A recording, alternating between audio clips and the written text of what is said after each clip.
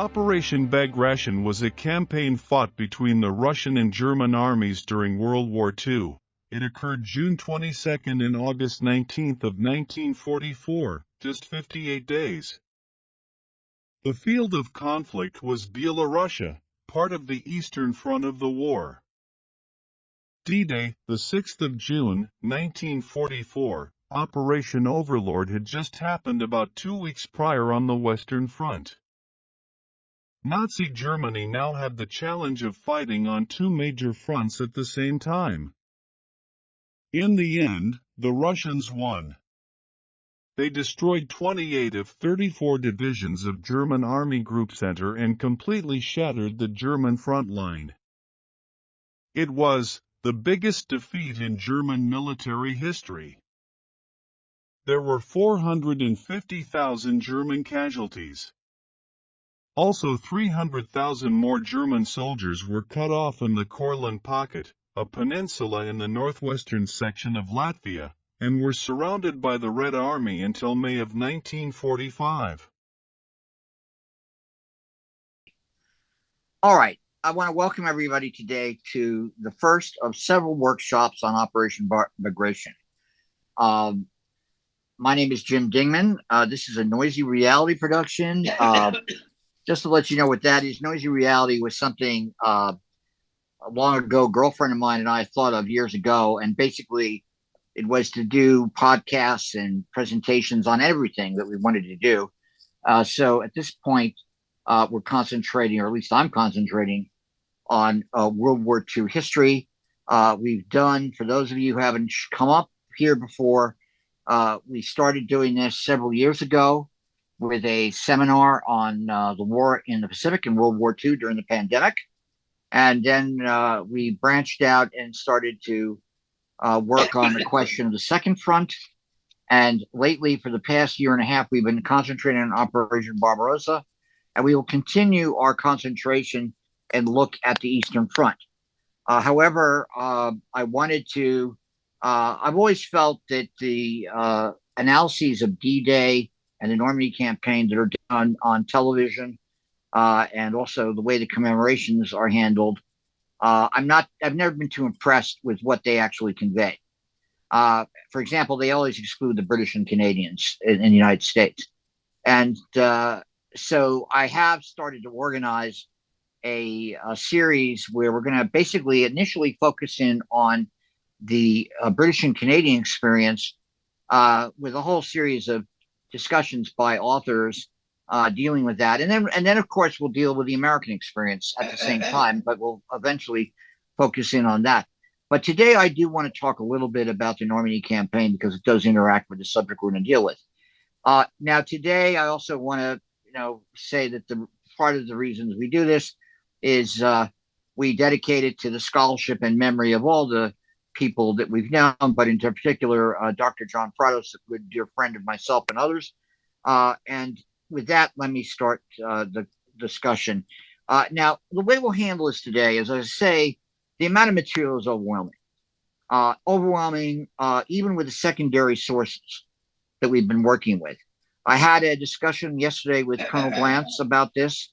Obviously, we pale in all the work he's done. And none of the things we could do today, frankly, would not be able to have been thought of without the hard work he's done over the past decades. And his predecessor in looking at the Eastern Front, John Erickson, who taught in the University of Edinburgh, I believe, he, of course, was a predecessor of David Glantz, and all that work is essentially due to those two people. Yeah. Path breaking for us looks at the Eastern Front. Now, the subject of Bagration and Army Group Center and the defeat in June of 1944, the more I've gone over in the past couple of weeks all the secondary sources that exist in English on this campaign. And it's clear to me that this is ripe for doing fresh work. And given all the material that's out, it certainly deserves it. But of course, we have our sort of modern sensibilities about how to look at these campaigns and World War II in general. And I sort of take the view that one has to not only look at the specifics down to the tactics of the Red Army and the Germans in opposing themselves down to squad, platoon, and company and battalion level, but at the same time, one has to go up grand and look at the grand strategic point of view. Operation Bagration does not occur in a vacuum. It occurs when there are simultaneously major campaigns in Europe affecting operations on the Eastern Front, in addition to the progression of the fighting after the Battle of Kursk. And one cannot exclude as a aspect of this an understanding of what's going on in the Pacific. And what I want to first is I prepared a tremendous amount of material on this. We will not be able to get through it in one session today at all. It'll take several sessions. And as I said earlier, I wanted to invite Ilya Ginzburg, who is a specialist on the Red Air Force in World War II, to come and talk about that. And also, Steve Zaloga is not here right now. If he was here, I would dragoon him on the spot to talk about armor and the relationship of Bagration. But we can do that down the road with Steve. And also, you know, Craig sitting here. Craig, of course, this is new ground for him, I understand. Is that correct, Craig, to talk about this? Yeah, sure. Yeah. So, and it's a subject that generally, when we look at the Normandy Campaign and the events of the Second World War, as Americans, we just, you know, and I'm not talking about a group like this because everybody here is very well versed with these kind of issues. But I would say that it's true that in terms of D-Day commemoration and the way that Normandy campaign has been interpreted right from the start. And many years ago, I went through every single issue of Time magazine and Newsweek magazine, starting from during the war and after the war up to the 80s, to look at how the commemoration of World War II and particularly D-Day had occurred. And it got wrapped up rather early with the issues of the Cold War. And it's still, I would say, just looking at what happened at the 80th anniversary, the issue of the war in Ukraine came up immediately in how we're understanding it. And the issue of the Germans coming to these commemorations, at least initially, that did not happen in the 1950s and into the 60s. That did, of course, change in the 70s and particularly the 80s. But, of course, the Soviet Union, I think they showed up once or twice. But again, what they did and what they accomplished on the Eastern Front remains terra incognita for most Americans. And again, we all know this. The issue of talking about this today is, I think, one where it's an amazing story. I don't want to disaggregate it from the other events occurring in Europe. Alex is prepared a discussion about this. I'm prepared to back it up. And again, what we want to do here is have more of a conversation because everybody knows each other pretty well here. And, you know, you guys should not hesitate. I sort of do this as David glance rules. I'll never forget the first time I ever heard David talk in the 1980s when he gave a presentation of the Stula Oder operation. He gave it in front of 40 type A aggressive New Yorkers. And he basically said, you guys can interrupt me whenever you want. And I was sort of stunned. I'd never seen somebody give a formal academic presentation encouraging people to interrupt them whenever they wanted. And I took him up on it and actually interrupted him and asked him a question. And he, because of his tremendous mastery of the subject matter, was able to integrate my comments and wham, kept going. Now, I don't pretend and to have that grasp and mastery of this subject. However, I think that we all have our different levels of knowledge about this. So again, as we progress, and you know, and as David said, you know, the speaker has a sense. Let me just finish my particular point before we talk about this. But keep that in mind. That's what we want to do today. We want to have everybody involved and not just have this a one-way street. Now, let me just get into some of the questions I wanted to raise. First of all, in terms of the other operations going on at the same time. Now, what you'll see here is a picture of the Anzio beachhead, the sector in Italy. Anzio, of course, was a desire to break the stalemate that was existing in the Italian campaign. The forces land in January of 1944, and they're essentially quickly, and I'm just going to breeze through some of these maps because this is a map from the British official history of the Mediterranean campaign showing the British First Division getting bogged down in the fighting. And here is basically a map from the American history, again showing the advances at Anzio. Anzio is essentially counterattacked by the Germans, February and March, and then you have a stalemate set in. You also had at that time the Second Battle of Cassino, with the New Zealanders attacking, and that was repelled. There's 3 battles of Cassino. So a stalemate persists at Anzio, which is not broken until April, May of 1944. That's a map of the stalemate at the spring of 1944. Now, the change occurs with the planning for Operation Diadem, which is launched in May of 1944. This is a renewed breakout from the beachhead, coupled with finally the penetration of the defenses along the Hitler-Singer line. Remember, the Germans had fallen back in Italy after the landing of Salerno to a succession of lines to defend Italy. And the lines basically are here. So you have the Barbara line, the Bernhardt line, the Gustav line, the Caesar line, the Rome switch line. All these lines were part of their. We know how the Italian campaign is progressing. It's a controversial campaign. Hitler had essentially occupied Italy in the summer of 1943 before the surrender of the Italians.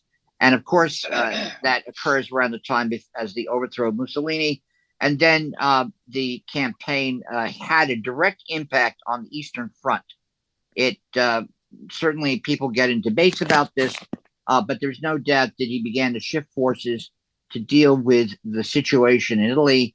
And in fact, operations were to be suspended about the 12th of July, or 13th of July, 1943. And again, I know that's a controversial issue. People like to argue and debate about that. We can do that later.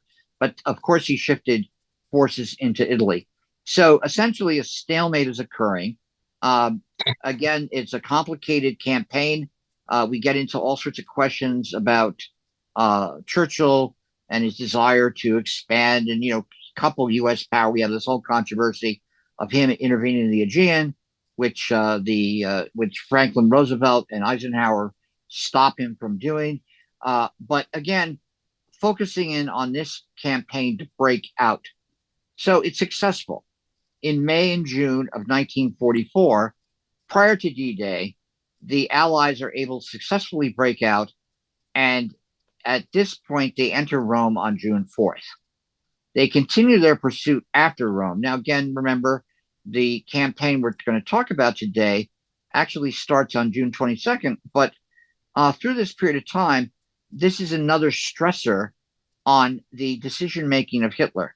That is, what is going on in Italy. Now, let's talk about the Normandy Campaign.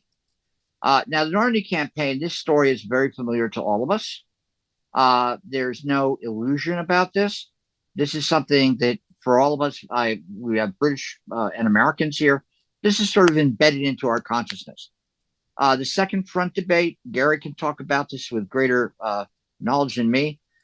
This is an issue that pervades strategy talks from 1942 on. And so you finally have the result that there will be a landing in Normandy. And this will occur in June of 1944. Now, it's a fascinating story how it builds up, but I want to just focus in on the relevant factors that influence what we're going to talk about with Operation Bagration. For example, here are the dispositions of the Germans in 1944 in Normandy. keep in mind that you'll see that there's one Panzer division up front, the 21st, in the area of Caen, and to the east of it is the 12th SS, and further off this map is Panzerlehr. There was a big debate in the German high command, as we well know, between Rommel and General Eberbach or Schweppenberg as to whether there should be a mobile defense or build up the defenses right away on the beach. And this is what Rommel had wanted to do. Rommel had wanted to move the 12th SS Division right opposite Utah and Omaha, move Panzerlehr opposite the British beaches in Omaha, and have the 21st in its position that it was in at the time of D-Day. At the same time, he wanted to move the 3rd Anti-Aircraft Corps, which was a unit of about 120 88s. He wanted to move that and deploy that to support basically the sector where the 716th and the 352nd Infantry Divisions were. Now, I don't have to tell you, that would have been one hell of a difference for D-Day. Again, keep in mind that the force space ratios we're dealing with here, because we're going to be dealing with different kinds of force space ratios when we deal with the campaign in Eastern Europe, and particularly the encirclement and defeat of Army Group Center. The campaign we know is mounted. Here's a map from the West Point Atlas of the mounting of Overlord. It's also accompanied with the activation of partisan warfare. This is the example. This is a map of the examples of sabotage that were done throughout Northwest Europe in support of the landing at Normandy, and it was done with a very effective deception campaign, which we know concentrated the German attention on the possibility that the Pas-de-Calais would be invaded, that there were actually more troops in Europe, in France, in England, waiting to attack than they thought. And that deception kept on after D-Day. Now, that does have a relationship with what we're talking about with Operation Bagration. The Soviets had effectively improved. David Glantz writes in his book on Misallocation that the Soviets had 3 phases of developing that during World War II. And by 1944, they had reached their most effective phase. And one of the things they were able to accomplish through their Misallocation was this incredible buildup of troops opposite Army Group Center. Plus, they were able to convince the Germans that their focus of their next attack would be in a sector, not an Army Group Center, but an Army Group North Ukraine, which I will show in a few minutes. And we'll get to that in a short time. Now, of course, the D-Day operations launched. Again, keep in mind, here's the landing pattern of the 82nd and 101st. Imagine if the 12th SS had been up there in strength. What would have happened to the landing of the paratroopers at D-Day, at least in the American sectors? Here's the drop patterns. They were scattered via, again, these are stories we're very familiar with. SLA Marshall and Night Drop, Crookenden, the official history of the 101st and World War II, all are great sources to look at. There's a book that came out in the past 20 years on the 82nd Airborne, another great book. And of course, this is a situation that occurred to confuse the Germans, but was necessary. By the way, this is when Monty comes in with Eisenhower. Montgomery and Eisenhower broaden the breadth of the attack from 3 divisions to 5 divisions, and they add these airborne divisions into the mix. Neptune is this amazing air, sea, land operation, justifiably quite profound, and one that I do not ever denigrate those who want to extol it as the most successful combined operation in history. There's no doubt about it. Here's the breadth of the front, landing all along here. Here are the British beaches, etc. And the British, of course, have different problems that they face. They are faced right away with German armor. And of course, you have the problem on Omaha Beach. Omaha Beach was manned by actually a regiment of the 352nd. Two of the other regiments of the 352nd, one was diverted to deal with the landing of the 101st and the 82nd. Another one was sort of bogged down and not able to come up to the front. Again, keep in mind that Rommel wanted to have Panzer and elements of the 12th SS right behind Omaha. That would have definitely been a very different Omaha Beach scenario if that had occurred. Here, of course, is this is a 2-division attack plus for the 29th and 1st Division landing. We all are familiar with the problems that occurred in the landing itself. And eventually, due to a tremendous amount of bravery and resilience and leadership, the Americans are able to get off the beach at the end of the day. Now, the British, of course, face a different problem. The British landings occur, Sword, Juno, Gold, and they have an airborne landing over here with the 6th Parachute Airborne Division. This is the landing at Sword. This is the British and the Canadian advance from Gold and Juno that day. And here is the counterattack that they meet from the 21st Panzer Division, which actually reaches the coast and actually extricates some of the German troops. But the 21st is met by the increasing buildup, naval gunfire, air power, etc., armor coming ashore at the British beaches, and essentially they are repulsed.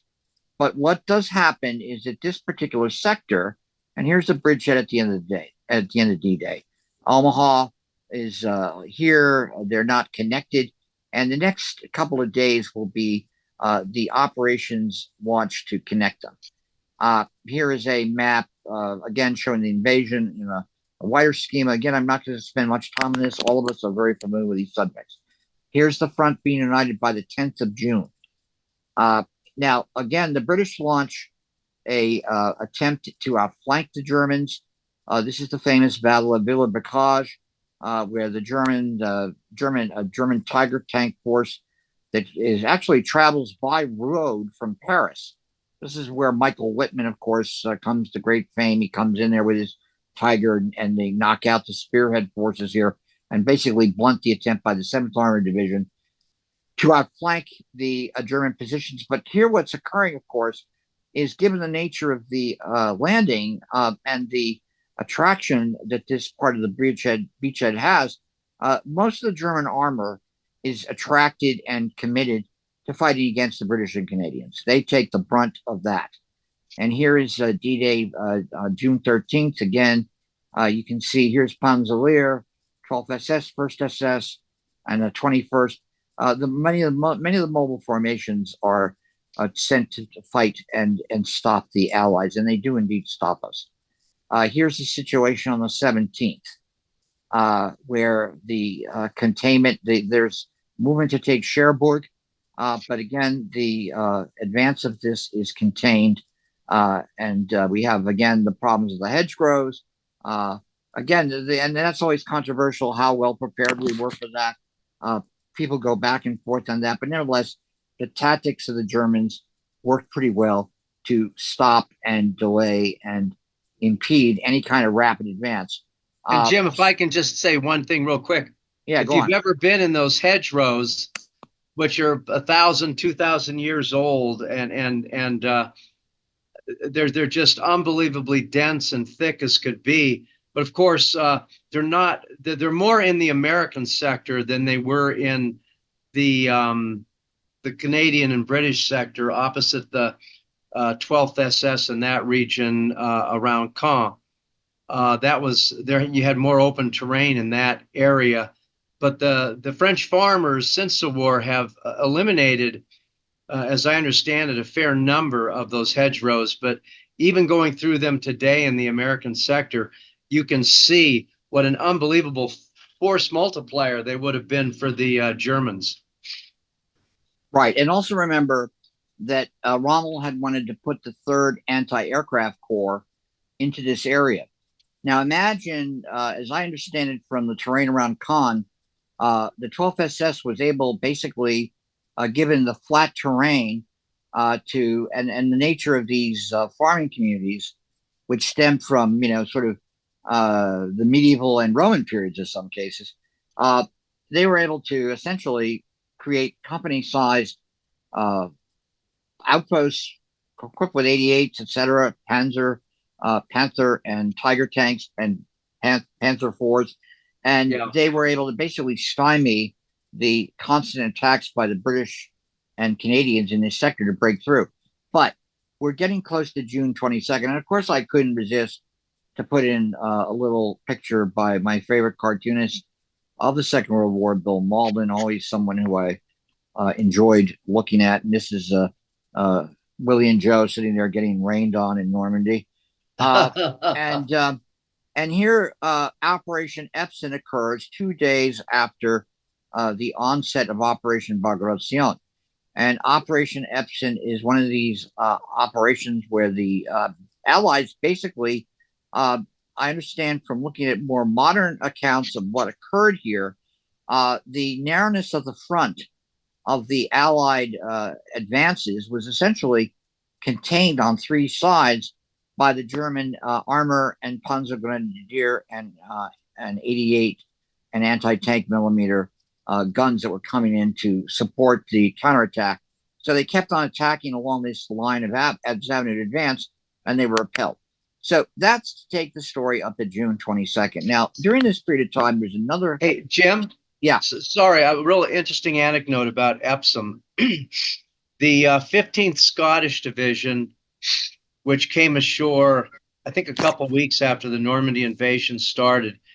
And it was probably the last time I remember an account of a English soldier who had been, in the bloody fighting for the first couple of weeks of the Normandy campaign, and he saw them coming off their ships with blowing their bagpipes, and I don't know, maybe they were dressed in their the clothes that they like the dresses, the clothes that they wear, and whatever, the kilts and so forth.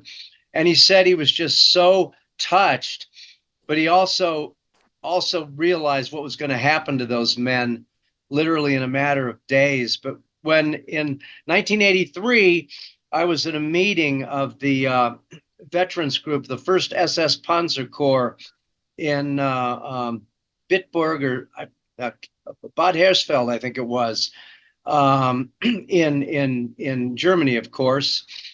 And Hubert Meyer, who was the chief operations officer of the 12th SS, was talking with another German soldier there about this one German rifleman, I guess, who was in a hidden position where the Scots could not see him.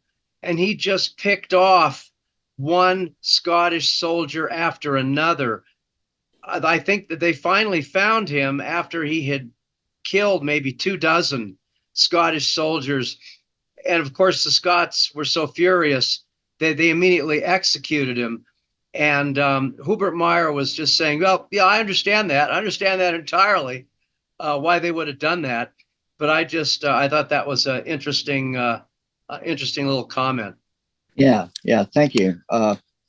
And one thing that's also happening at the same time as Operation Bagration gets underway is a Soviet offensive to knock Finland out of the war, which begins on June 10th. So keep that in mind when we get into this subject area in greater detail. Now, let me just turn to Bagration. I did put into the chat actually David Glance's maps that have to do with Bagration. And I recommend that you guys pull it down and look at it, because it'll give you a better sense of what is going on. And at some point, perhaps I'll throw on the screen that map set, and we can go through it in great detail. Now, what I want to just do before I turn it over to Alex, because I'm well prepared here, as you can see, I must have about 1,300 slides here. And I'm not going to go through them today because it's impossible. But you'll have to hold yourself to 10 minutes per slide then. Yeah, exactly. But what I wanted to do is just raise an issue about other theaters of operation which normally are not talked about when we talk about Bagration, and that, of course, is Asia. Remember, there's this grand strategic uh, tapestry happening in Europe and in Asia simultaneously. Now, this is a pretty good campaign. I like this. Yes, we don't have no bananas, except this was a cartoon in Australia, a little number entitled "Yes, we have no Marianas," and this is at the time of the loss of Saipan. Now, I know Ted's here, but it's important to note that here is the where you see finally the deployment of the production of Essex class aircraft carriers in strength, light aircraft carriers in strength.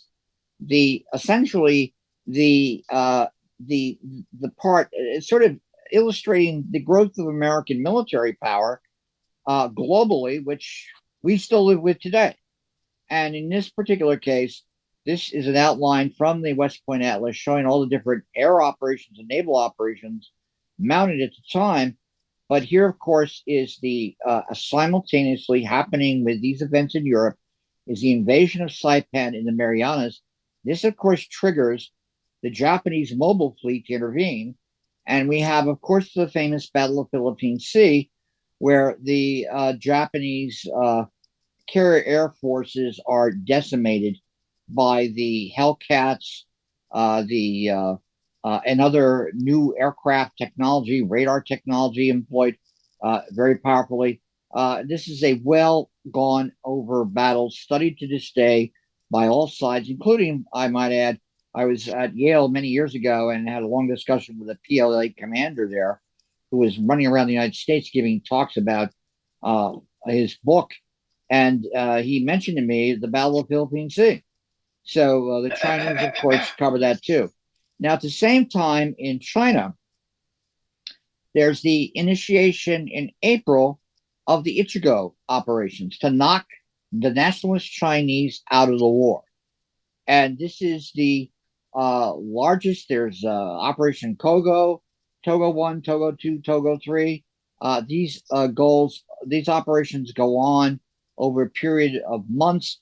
Their objective in part is to knock out the B-29 bases down here, which are at that point engaging in the bombardment of Japan. And they do indeed screw that up. They force the deployment to Tinian and into the islands that are being taken during the Central Pacific campaign. But nevertheless, that is the largest campaign of the Second Sino-Japanese War, one which deserves, again, fresh treatment, and one which nearly succeeds in knocking out the Chinese nationalists. It certainly does not help them politically in the oncoming civil war that will reemerge in 45, 46. And finally, we get into this question of what is going on in terms of the situation for the Axis powers. They're confronted with all these simultaneous events happening throughout the world, in Europe and in Asia, and of course, the constant tempo of fighting in the Soviet Union on the Eastern Front. Now, let me turn briefly to the Eastern Front before I turn over to Alex. The Eastern Front, there's a nonstop of operations from the time of Kursk and the momentum of offensive operations that simply accelerate and include a lengthy campaign against Army Group Center in the spring of 1944. Here's a map showing the situation as it evolves. The blue lines are Kursk. This is the situation at the time of the here's the situation in red at the time of the offensives that are launched by the Soviet Union that result in the destruction of Army Group Center.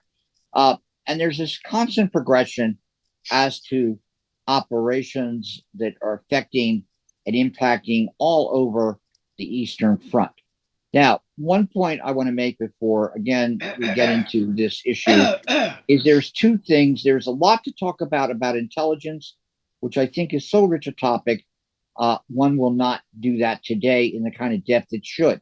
But here, of course, is the Soviet map study of what occurs in Operation Bagration.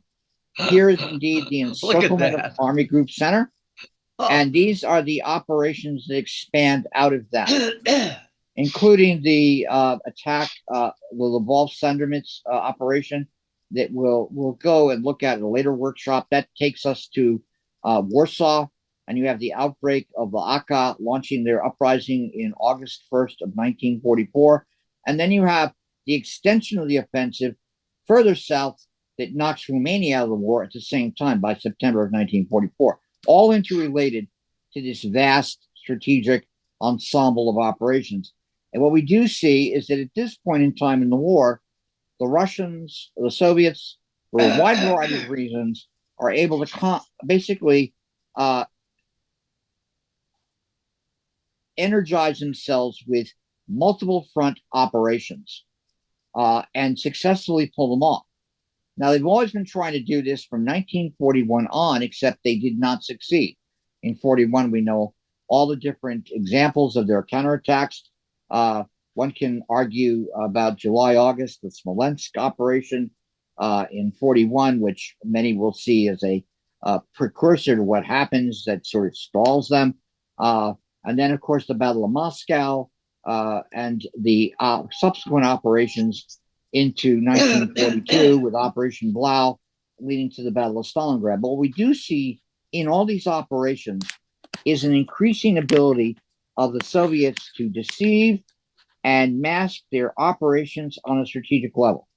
This particular operation will become one of the most successful examples of that ability, similar to the kind of things we see in Europe. In Western Europe, with the fortitude and bodyguard of lies, all the intelligence deception operations that are mounted by the Allies, starting, frankly, remember the whole battle confusion that will befall the Germans starts with the North African campaign. That is where it starts. The overestimation of the order of battle, the manipulation of numbers, the creation of false units into the order of battle by the Allies, that proceeds from the North African campaign, is transposed into the Sicilian and Italian campaign, and is part of the kind of strategic operations and deception operations that are being heard and planned in Europe in the spring of 1944, which we know lead to the Germans thinking they're going to land in Pas-de-Calais as opposed to Normandy. The same kind of manipulation and Maskirovka and strategic deceptions occur in the operation against the Germans on the Eastern Front. This particular operation is considered one of the most successful ones that they are able to pull off because it has this particular consequence. Yes, go on, Mark. Yeah, thanks. With that previous map, I don't see Warsaw there, and I thought that at the end of Bagration, that the Russians had got just to the other side of the river from Warsaw, and that's where Stalin stopped and purposefully did not help the Poles. Right, of course. That's a whole separate. Yeah, thank you, Mark. That's a very important story, and that's again one wrapped in controversy. We will get into that in great detail as time goes on. I know Steve was here. Steve has a lot to say about the uprising in 1944. Both he and I had a friend who was in charge of the Polish Historical Society here in Manhattan, and they had an incredible collection. They still do. It's over there in East Village. An incredible collection of material on the uprising of August 1st, 1944. Norman Davies did a very good book on this subject.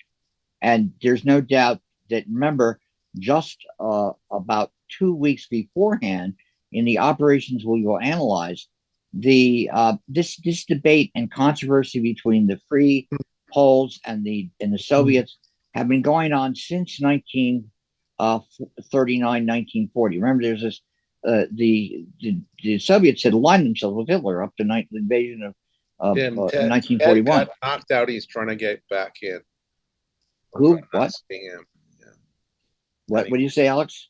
Ted just got knocked off. He's trying to get back in. All right, fine. Just keep that. So, but in any event, this is clearly one of the early. I would say scholars look on this as clearly one of the threads of the Cold War. That the relationship between the free Poles and the Soviet Union as they degenerate in their relationship, and that indeed is something that continues into this particular period. And we can get into that. That's why this is such a rich subject to explore, because that in of itself is a worthwhile subject to get into the dimensions of the politics of it. And 𝐶𝐸𝐽 rises on August 1st. It's a result of a separate operation that's an extension of the success of the Operation Bagration. They mount it from here. This attacks Army Group Northern Ukraine. And what you'll see here is Warsaw. And they reach Warsaw and do not get there. And then that gets into a question. I've talked to David Glantz about this. He said the initial spearheads had run their course. But then, of course, that was no solace to the 𝐶𝐸𝐽 that rises and then is brutally put down by the Germans. So that's a very interesting question to further explore. Now, another point to raise in all this is that the role of partisans is a very important factor that is sometimes emphasized, sometimes not. But partisan warfare had evolved to the point, and here partisans during the campaign in 1944, they are part of the operation. Now, the same way that we see in France, the ignition of the partisan movement being supported with special, what we would call special operations forces, Jedburghs, and all sorts of teams that are sent in to essentially aid the Maquis. And I had the privilege many years ago to talk and interview people who were Jedburghs in World War II who fought in France.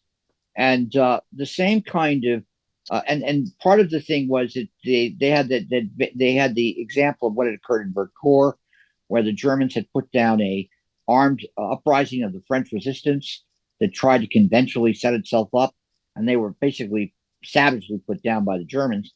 The Allies did not want that to happen. They wanted to basically have the Maquis operate essentially in support of military operations, and they wanted to minimize the politics that were associated with the Maquis, that is, the communists as part of the Free French and all that.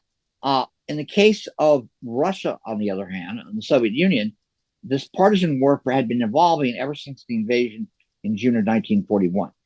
And so what you had at the time of the actual operation itself is here you have a map which discusses, to some extent, this is an intelligence map. This is from the history done. This is that series that was done by the Army. These are these various studies, the Soviet partisan movement, all the gray books that they did as a result of the Foreign Military Studies program after World War II. But here's a map showing you the actual estimate of partisans in the rear areas of Army Group Center. And you can see that here you'll see in a few minutes, as Alex will show you maps. Here's these are the Fidvesk, Mogilev, Orsha, Babrusk. These are fortified zones, and where the bulk of the German forces are deployed. But look at in the rear area. They have estimates in their rear, hidden by the terrain, the forest in the Belarus area. Look at this in the area up here where the 3rd Panzer Army is. This is where the 3rd Panzer Army will be. They have look at this, 14,000 estimate, about 30,000 partisans in this one area in their rear. The same thing here in the rear of the troops in Warsaw. And in their retreats and their attempts to break out, they will encounter not only the Red Army in great force, but they'll encounter these partisan movements. So this is something that is part of the situation in Europe, and particularly the Soviet Union. This partisan movement has certainly evolved. It's not only important in this particular situation in the winter and spring of 1944 with Operation Bagration, but it has evolved. So, for example, here's Army Group Center as of July 1st, 1943, approximately almost a year beforehand. You can see the difference in the estimates by the Germans of the partisan movement in their rear area. This is before there are constant operations mounted by the Germans in Army Group Center in early 1944 to push them back. But look at the estimates of the partisans in the rear area in 1943. And then, this is what, 40, 50, 60, 70,000. And here is the estimates in 1944. Literally, numbers far exceeding that. And that's a key factor. Now, one of the things that should be stressed is that what occurs in this success of the Maskarova plan, and that deserves a separate discussion in and of itself. And certainly, what I'm passing through here is material that deals with the sort of nuts and bolts of what happens in the various armies. I'll see what Alex has to say about this, so I won't steal his thunder. But one thing that is clear is that what has occurred at this point in time, and I want to just share this because this is sort of the things that were discussed in these various seminars that David organized in the early 80s. And they had to do with tactics. And the reason I start with tactics is I think it's always important to see how an army operates at the squad and platoon and company level and battalion level. And what you're seeing in late 1943 is a very significant improvement in Soviet combat skills. They are, you see it in the Battle of Kursk, with and again, one could get into the production of weapons, particularly the submachine guns, the Pepesh, and because that was a very good. I've fired the Pepesh, a great weapon to fire, but the Germans used to sit there and when they could seize a Pepesh, they'd use the Pepesh instead of the MP40s. They're machine pistols. But you're seeing here the tactical improvement at a granular level of infantry, not just this typical kind of ill-trained infantry that they send into battle. They were also allocating more firepower to crush German defenses. And so you'll see, again, we'll see what was presented. I have a lot of the artillery stuff to deal with on this operation. They plan in the sectors they break through, overwhelming strength to break through with a lot of artillery support. But nevertheless, you have the introduction of more self-propelled guns into the Soviet infantry units and integrating them into the infantry formations down to platoon and company level. That's by 1944 well developed. Now, in the case of the initiation of the attack of Operation Bagration, what they do on June 22nd is they initiate in each of their army sectors essentially what we call RIFs, reconnaissance and forces. So they send in several battalions that are reinforced battalions, and part of their objective is to discover where the German positions are, and then basically sort of get a better idea of where they are. So when the artillery barrages occur on the 23rd, they have a better accuracy. And so you'll see that they organize assault detachments. I have the actual scheme of how they organize these assault detachments. They organize them with being to be able to be followed by self-propelled gun and tank battalions. The infantry of main rifle divisions followed, supported by the remainder of tank and SP guns. And they used more flexible artillery firing procedures use of more mobile direct fire using tanks and SP guns, and the integration of specialized troops such as sappers and weapons, flamethrowers, shape charges, etc. The enemy, as they launched the attack, and I blame this is basically I blame the 42nd Street Library. This is where you scan this, right, Alex? On 42nd? Yeah. They unfortunately haven't re-equipped themselves, but what you see is a report immediately from the Ninth Army.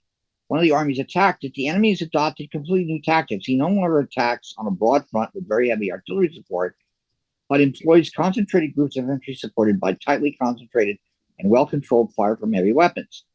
He went first for good tactical ground. Behind these assault groups lay tank forces to follow and break through. And that's a report looking at the tactics being employed by the Soviets in this operation. Now, another aspect of this is the, let me just reduce this so it's not incomprehensible. This is the question of how they get better at encircling units.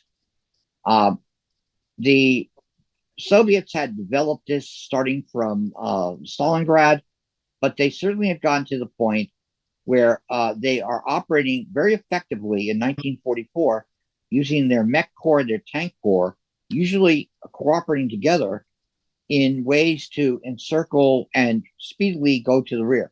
And when you read the German intelligence reports that are trying to discern what's happening, and the impact of strategic deception is very powerful because initially they don't know that this is a major offensive going on. They throw that out the door pretty quickly, but they still think they're going to attack in the area of Army Group North Ukraine. But what they do say is what is impressing them is that the spearhead units of the Soviet troops are relentlessly forging ahead without regard to their flanks.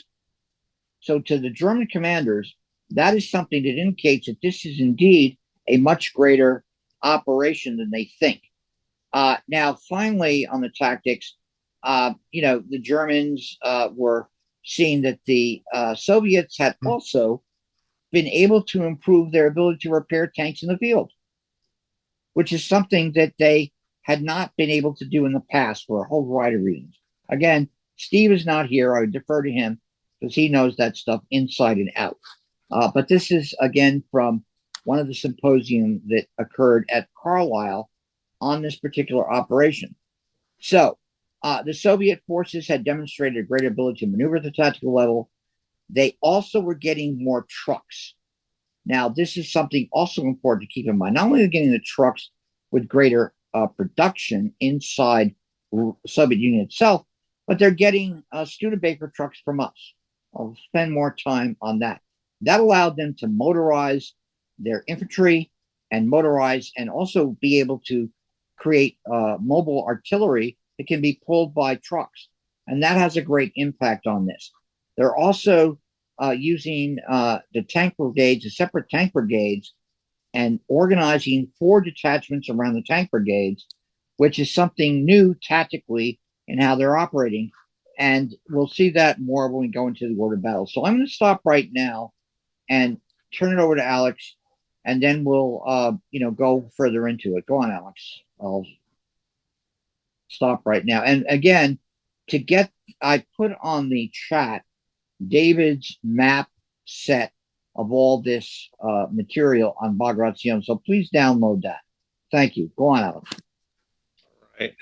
So I'm going to start with the German official history, volume 7, which covers this. And so we'll get into, again, the intelligence, which, we now know, a lot more detail. And contrary to, what a lot of Germans said during and just after the war, they did have a lot of indications,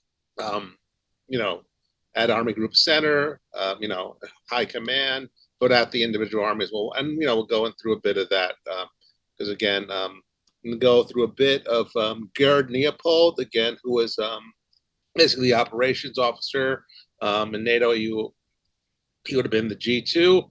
of 12th Panzer Division, which was involved in the later part of Operation Bagration when it was sent in as a reinforcement. So it's he later Leopold later after like a little bit of business career in the 50s, he rejoined the Bundeswehr and eventually rose to command German Third Corps in the 70s. So again, is a very experienced officer, obviously, and did really good. Well, one of the best studies of of Operation Bagration. It's the battle for White Russia in, I think it's like 80, 82, 83. It was published. I think that might have been when it was translated. He also wrote the operations journal of his division, a number of other books. All right. Yeah. So let's start with here again. Jim kind of alluded to this. One big thing again is Hitler saw the West as the area of decisive operation that was going to happen here. He thought, they would push Allies back into the sea in Normandy, and then they would switch their forces to take on the Russians in the east. So the West was the primary area of operations in OKWs, well, in Hitler's mind. So, okay, yeah. Again, Hitler's psychology at this point in the war is getting, we might call it increasingly deranged, increasingly given to flights of fancy and imagination that, that the will of himself and the German people and of the Wehrmacht could basically overcome anything. So, yeah. So again, we have this quote from Lieutenant General Schmunt. That only to beat off the invasion, the war was won.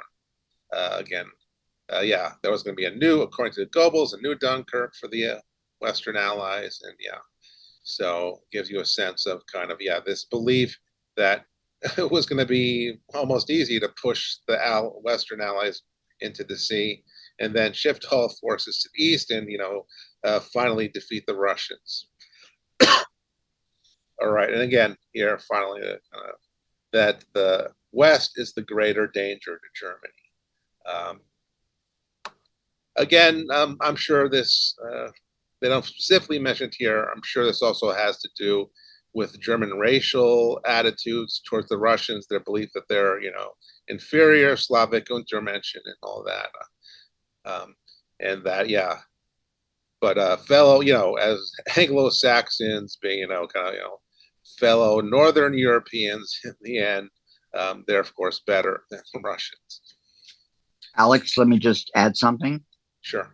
I actually asked General Leopold that question back in 1987, and he was a very gracious guy. They sat there and argued in German about it, but it had to do with racial assumptions as to how they understood sculpting the plan to attack in 1941. Leopold was attached to OKH as a staff officer during the planning process, and he actually was part. It was little spoke in the wheel when the German part of when the army actually came up with the Barbarossa plan in early 1941. But anyway, go. Sorry to interrupt. Yeah, no problem.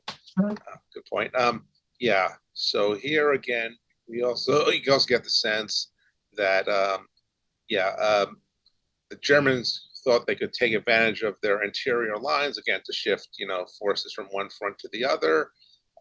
Again, even going back to old Count von Schlieffen, quick, of course, again the Battle of Annihilation, winning a quick war, which the problems of a two-front conflict, which again is we had Italy.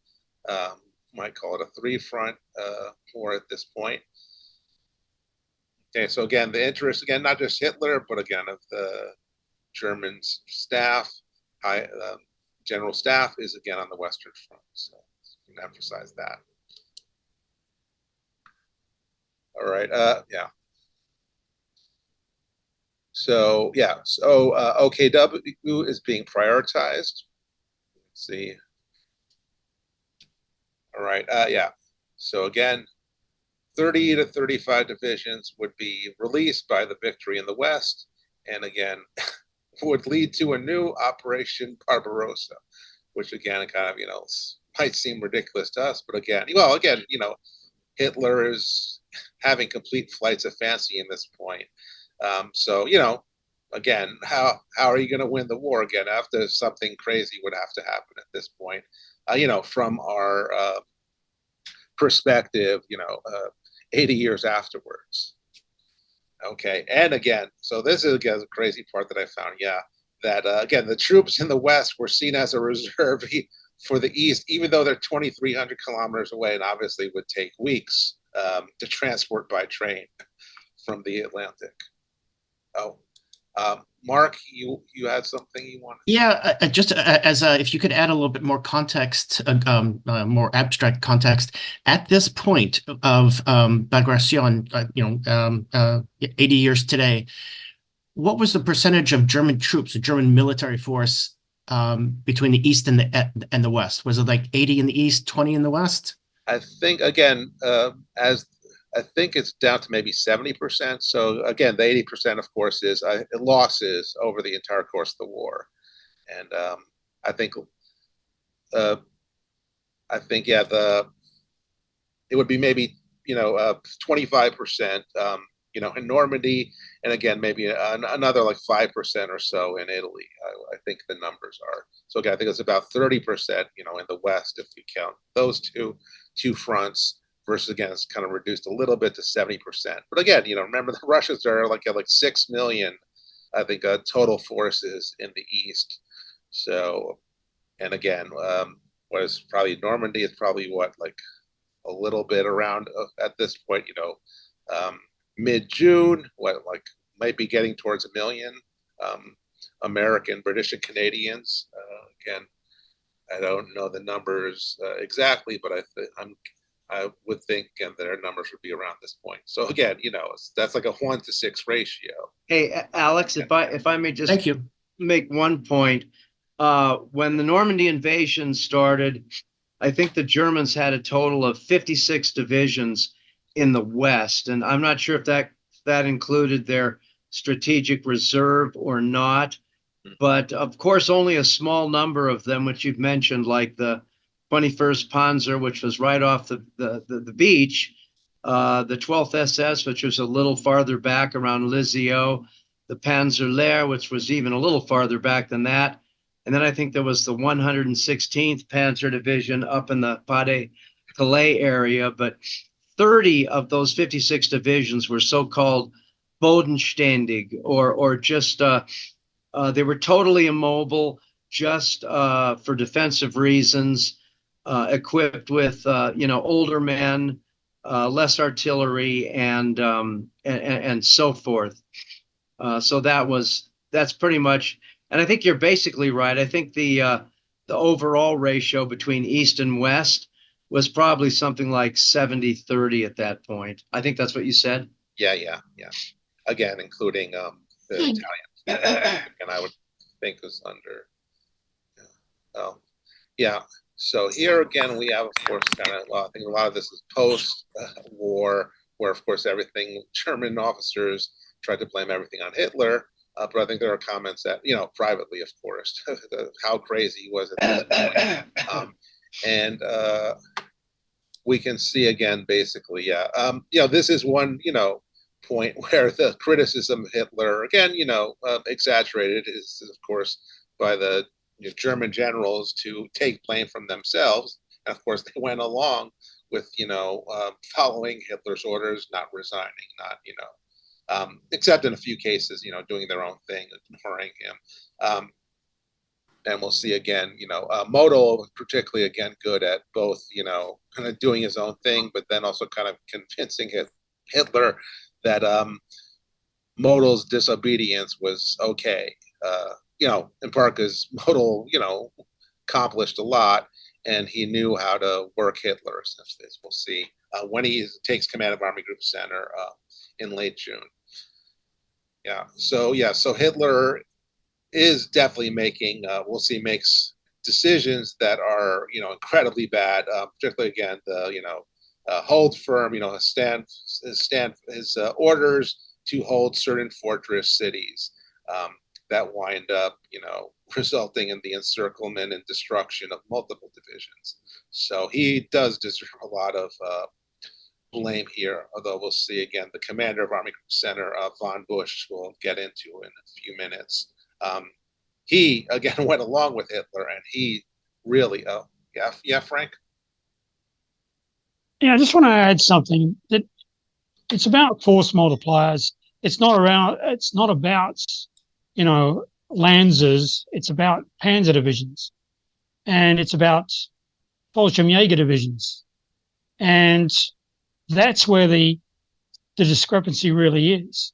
You've got very few divisions that will be that are Panzer divisions that will be part of the operation, that the Soviet Union will have to face in Operation Bagration.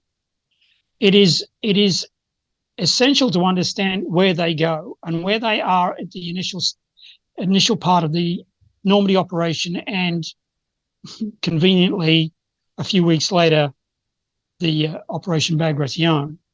As mentioned, those Panzer divisions mentioned by Craig, you've also got 19th Panzer up in Pas-de-Calais. You've got the Hermann Goering Panzer divisions in northern Italy. You've got several Panzer Grenadier divisions. Plus, you've got Das Reich. Das Reich is down south. And that's, if you read Max Hastings, that's part of this too. And the operational reserve will not be deployed against Operation Bagration to defend Army Group Center. So all the key Panzer divisions will not be in the defense of Army Group Center. All of them will, in fact, end up mostly against the Brits, the Canadians, and the Poles. So that needs to be understood from the get-go. And why that is, well, that's a completely different question. That in itself is, 10 lectures. That's my 2 bits. Thanks, Frank. Yeah. So here, getting into like the specifics of the upcoming offensive in Belarusia.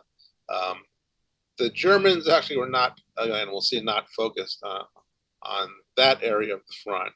In the east, the area they're most concerned with, it's understandable. It's, again, a so-called Ukrainian Balcony.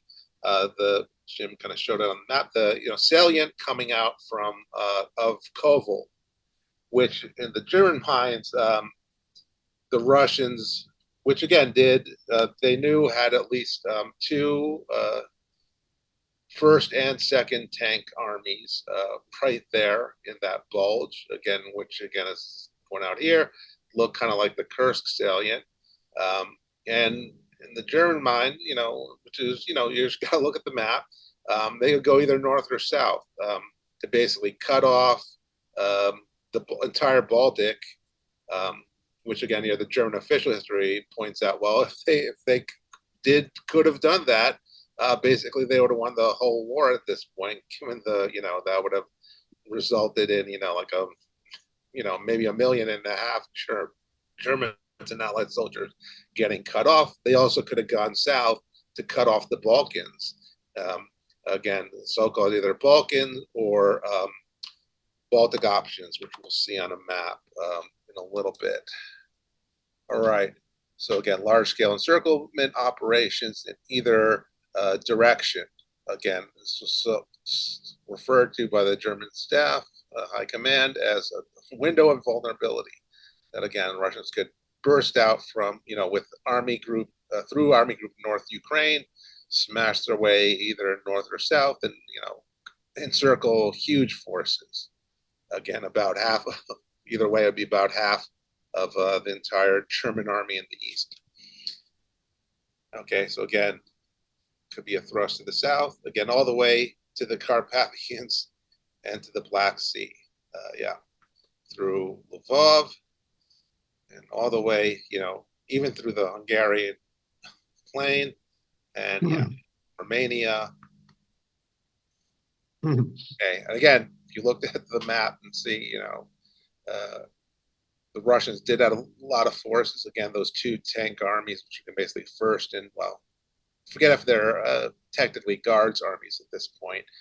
And again, so the Germans clear stationed 6 different panzer divisions. Again, you'll see, I don't know, for whatever reason, again, the German official history refers to either Russian tank or German panzer units as armored. So it gets a little, you know, make it a little confusing, annoying. Again, they refer to panzer grenadiers as, you know, armored infantry, I think, or armored grenadier, to further, you know, complicate things. Yeah. Again, the Baltic option was seen as the more dangerous one, as I said, because it would really, you know, cut off most of the German army, and it would cut off Army Group North and Army Group Center, obviously. So, yeah, that's going to be seen as the major, the idea of, you know, kind of smaller, well, more straightforward pincer movement just against Army Group Center is, you know, seen as a less likely option. Even as intelligence grows through June, that that is what's going to happen. We'll see. Again, there's, you know, again, contrary to what some Germans said at the time and a little bit afterwards, you know, there are plenty of, if you look at the intelligence, there's plenty of warning, and, you know, they should have seen it coming. So again, their failure is, you know, to do with Hitler, but also their own, you know, hang-ups and false beliefs about what the Russians were going to do. And again, this obsession with this, you know, kind of bigger threat, and either Balkan or Baltic sickle. They also, you know, it looked to them like, you know, the kind of sickle cut that they did in 40 in France. So again, of course, you always kind of think, well, you know, what would I do in that situation? Not, you know, what is the enemy? Not trying to figure out, okay, what is the enemy probably going to do? What would he? How would he think about this situation? All right. And again, here, so yeah, our commander of Army Group Center at this point is Field Marshal Ernst von Busch, which we'll get into more detail on him in a little bit. Again, because we'll see his screw-ups are a major reason for the destruction of Army Group Center and the success of Bagration. Yeah. On here, think through. Okay. Yeah. So from the, and again, part of this is, you know, it's not just Army Group Center. Of course, there's well, I forget the German Forces East. I forget the Gellens organization, well, that he was involved in, which again collects intelligence on the Russians. And so obviously they are a big part of the screw up, which again always found funny that, you know, we relied on him, Gellin, to start the whole, you know, BND and all that, which of course we knew was penetrated his organization was penetrated top to bottom by communist agents. Again, from all this, you know, why we ever trusted him at all is, you know, beyond me. But, you know, anti-communist hang-ups, I guess. Yeah. So again, they're unable to, well, again, there are signs, but they're unable to come to the proper conclusion as to where the Germans had concentrated, sorry, the Soviets had concentrated their forces. We'll see that until the right before the operation. They had no idea, for example, where 5th Guards Tank Army was, even though it had disappeared from the front down south, and obviously its presence should have been the sign of something, you know, big was going to come. Again, that's over 500 tanks, huge force. Within a much larger, we'll see, tank force that's going to be involved in Bagration. Okay. Also, by this point, again, the Soviets had achieved such large numbers in terms of, you know, tanks, trucks, planes, the artillery, but also, of course, just personnel, that they, you know, at this point, they truly can basically attack almost anywhere. And we'll see again, you know, they are going to advance launch an eventual attack out of Ukraine.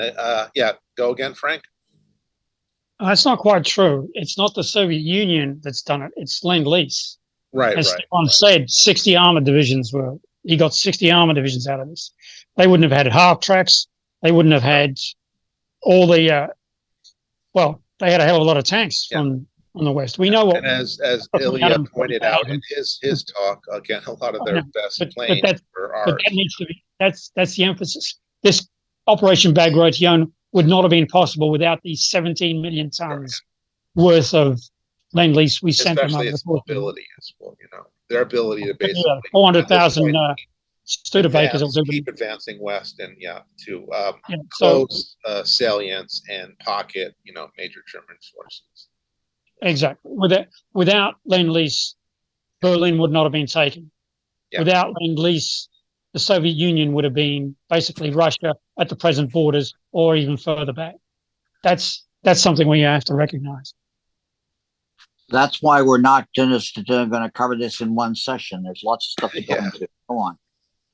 All right. So again, Jim already mentioned the ongoing operations to knock the Finns out of the war. That's also a factor in actually, we'll see. It's one of the reasons why Hitler ultimately decides to leave Army Group North in the Courland pocket again, or at least to hold it there for at this point of the war. Because again, he thinks, if he withdraws Army Group North, pulls it back west, then that increases the chances the Finns will leave, which of course they do anyway. So, okay, So here again, the line that they use, I guess this must be some kind of colloquial German phrase. German defense forces found themselves in the role of the fabled hunting dog whose instinct was blocked when it spotted 3 equally distant hares. So again, they have, kind of their attention diverted and which way are the Russians going to come? Okay, so again, so the decision to target Belarusia is not part of the German assumptions. So here we get into more detail on why the intelligence didn't catch this, or really why the Germans couldn't properly read their intelligence. Course happens in war. Okay, so again, Model is in command of Army Group North in Ukraine,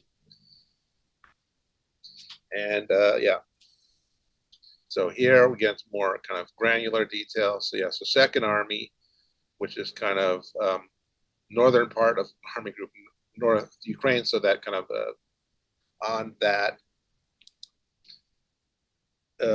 Ukrainian salient.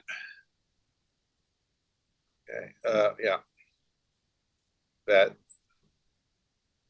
the left wing of the Soviets, again, that whole area was the threat, not again the real threat, was again coming from the right of first Belarusian front. Although we'll see the left of the first Belarusian will eventually also be added to his offensive. Okay. So again, Kovel is the threat in their minds. Okay, here again, Third Panzer Army again. This little weird thing of calling, not saying Panzer, saying armored instead, or not tank for the Russians. So they had a more correct. I clearly recognize again that Vitebsk was in under serious threat, could be pincered quite easily, which again the Russians will do at the beginning of Bagration. So again here, quote General Lem. It seldom seemed all the signs point so clearly to an impending attack. So obviously the higher ups didn't listen to him, whatever he said on this. So intelligence sector says, they thought there would be attack again, but they thought basically what turned out to be Bagration was actually going to be a diversionary attack for, again, the main attack through Kovel. So that's how they kind of justified all that. So again, we'll see our Ninth Army's headquarters. Also correctly detected what's going to happen. Situation facing the Army has changed. The distribution of enemy forces near the front remains unchanged. A large-scale marshalling of forces taking place in depth along the whole of the Army sector of the front. So it could identify 10 to 15 divisions and 2 armored corps. I think it's about, they might have underestimated the number of armored corps a little bit. And remember, of course, there's cavalry met groups, which are going to be injected into the front as breakthrough forces with quite a lot of success. Sorry, yeah, actually, yeah, one point here again, one reason why the Soviets were able to, use Maskarovka and hide their forces again. This part of Belarusia has a lot of forests, so they're, and actually you can see again how it still works in terms of hiding forces in the current Ukrainian war for both sides. That again, the Russian, with this recent Kharkov offensive, again, part of how the Russians were able to fool the Ukrainians as to its timing was, again, they could hide their guys in the forest, and so when they attacked, the Ukrainians were not expecting it so early. Okay, yeah. All right, so they knew that Zhukov was going to be in command of kind of the southern group. I'm not sure if they knew that Vasilevsky was being given basically supervision of the kind of northern group of forces. But again, they did figure out, again, Rokossovsky, who is commander of 1st Belarusian Front at this point, and Zhukov are going to be involved. So again, that should be a sign. But again, of course, again, 1st Belarusian Front went all the way to, alongside Army Group North Ukraine. So that could, still be seen as well. The Kovel attack, Kovel salient is where it's going to come from. All right. So again, here they do use Neopold's book quite a bit because again, it's still a classic. It's still good. So he obviously is talking with hindsight, but there's enough in his book that you could point to as predicting what's going to happen.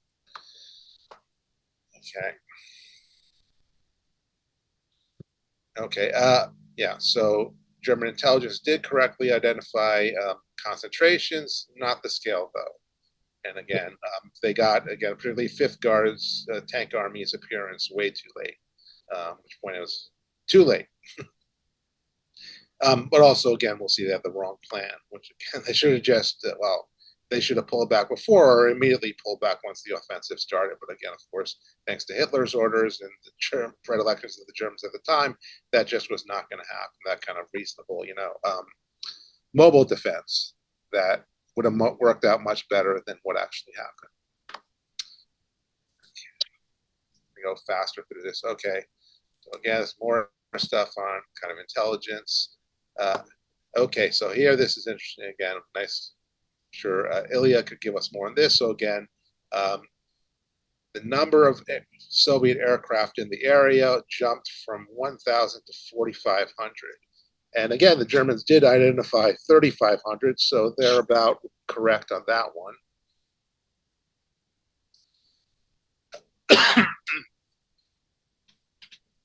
All right. And again, this would, be interested, since Jim has them, if he can, I guess later on, again, go through again, the pre-Bagration maps a little bit, again, to see about this, again, that the annotations at the time were pretty accurate. Okay, so again, eventually the Russians will use over 4,000 tanks in the whole operation. At this point, they, have a little bit over 2,000, I think like 2,400 or so tanks ready to go. We'll see the Germans have on their side only 118. And we'll see again we'll get into the force ratios in a minute. All right. So again, problem for the Germans in the war in the East is called it a trilemma. Frank, you want to add something? That's not quite true. It's, first of all, there's a hell of a lot of tanks that the Germans have available to them. And this is, what point are you saying June they don't have it 22nd. available? You know, we'll see the numbers. Wait, let me finish. You're saying that the Germans didn't have this available on June 22nd, but in their planning, they had a hell of a lot of tanks. They had an operational reserve and they had a strategic reserve. So if you take both of those into account, that's at least 8 panzer divisions, at least 8. So you're saying, okay, as of when don't they have the tanks available? Yes, on the 22nd, you are correct. They don't. But that's because decisions have been made relative to their reserves. So if you're a planning officer prior to this, you would not have expected that to happen. Okay? That's the issue that needs to be understood here. Everybody just simply says, well, on June 22nd, how clever the Russians are because, the ratio is ridiculous. Well, it wouldn't have been from the staff planning point of view, German staff planning point of view, if realistically the deployment of their strategic reserves and their operational reserves hadn't been done the way it was done. So I'm just clarifying that, okay? Can I jump in for 1 second here? I don't think that the 3 Panzer Army at this time, I think it was commanded by Reinhardt, but I'm not sure. I don't think they had a single tank in them, and they did have some tanks. They had some Army Group Center. And they had some Stugs, of course, but most of their Panzer forces, they hadn't expected the attack to come where it did. If you had a map, you could see how the front sort of slopes off in this on the southern part to the southwest into the sector of, I think it was Army Group North Ukraine, and the Germans had positioned most of their Panzer reserves behind Army Group North Ukraine. I don't know how far away that was from center, but maybe a few hundred kilometers, thinking that the Russians were going to attack from there because that would be the easiest way to push up north to the Baltic Sea. So most of their Panzer forces, and I don't remember exactly what the strength was, but it was an order of magnitude less than what the Russians had available. But here's one little factoid. I was reading recently in, I guess it's volume 7 when translated, but in volume 8 of the German quasi-official history of World War II, the one that deals with the Ostfront in 43-44. And at the beginning of January 1944, gentlemen, Army Group North, which of course is not what we're talking about, but it gives you an idea of the correlation of forces and how bad it was for the Germans on the Eastern Front. At the beginning of January 1944, Army Group North did not have a single tank. Not a single fucking one. They had maybe 100 Stugs or something, but not a single tank. Yeah, that's true. Well, at least so that's just a little factoid there for you. Yeah. Okay, well, a little factoid here too is that, you're right about 3rd Panzer Army.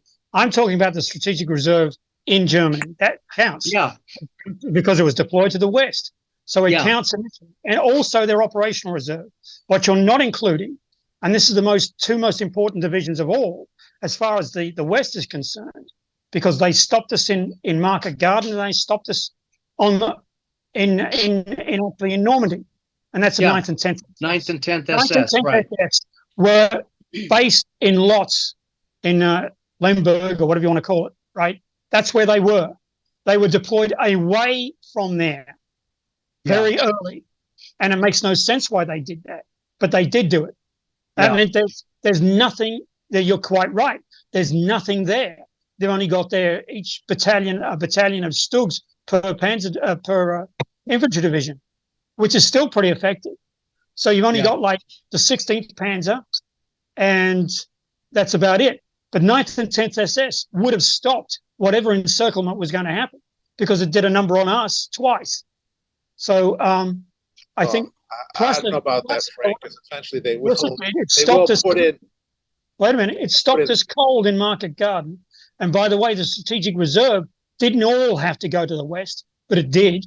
So, yeah, these are strange decisions made by the highest echelons in Germany, right? These are strange decisions. Without these bizarre decisions, it could have been very different on the Eastern Front, very different.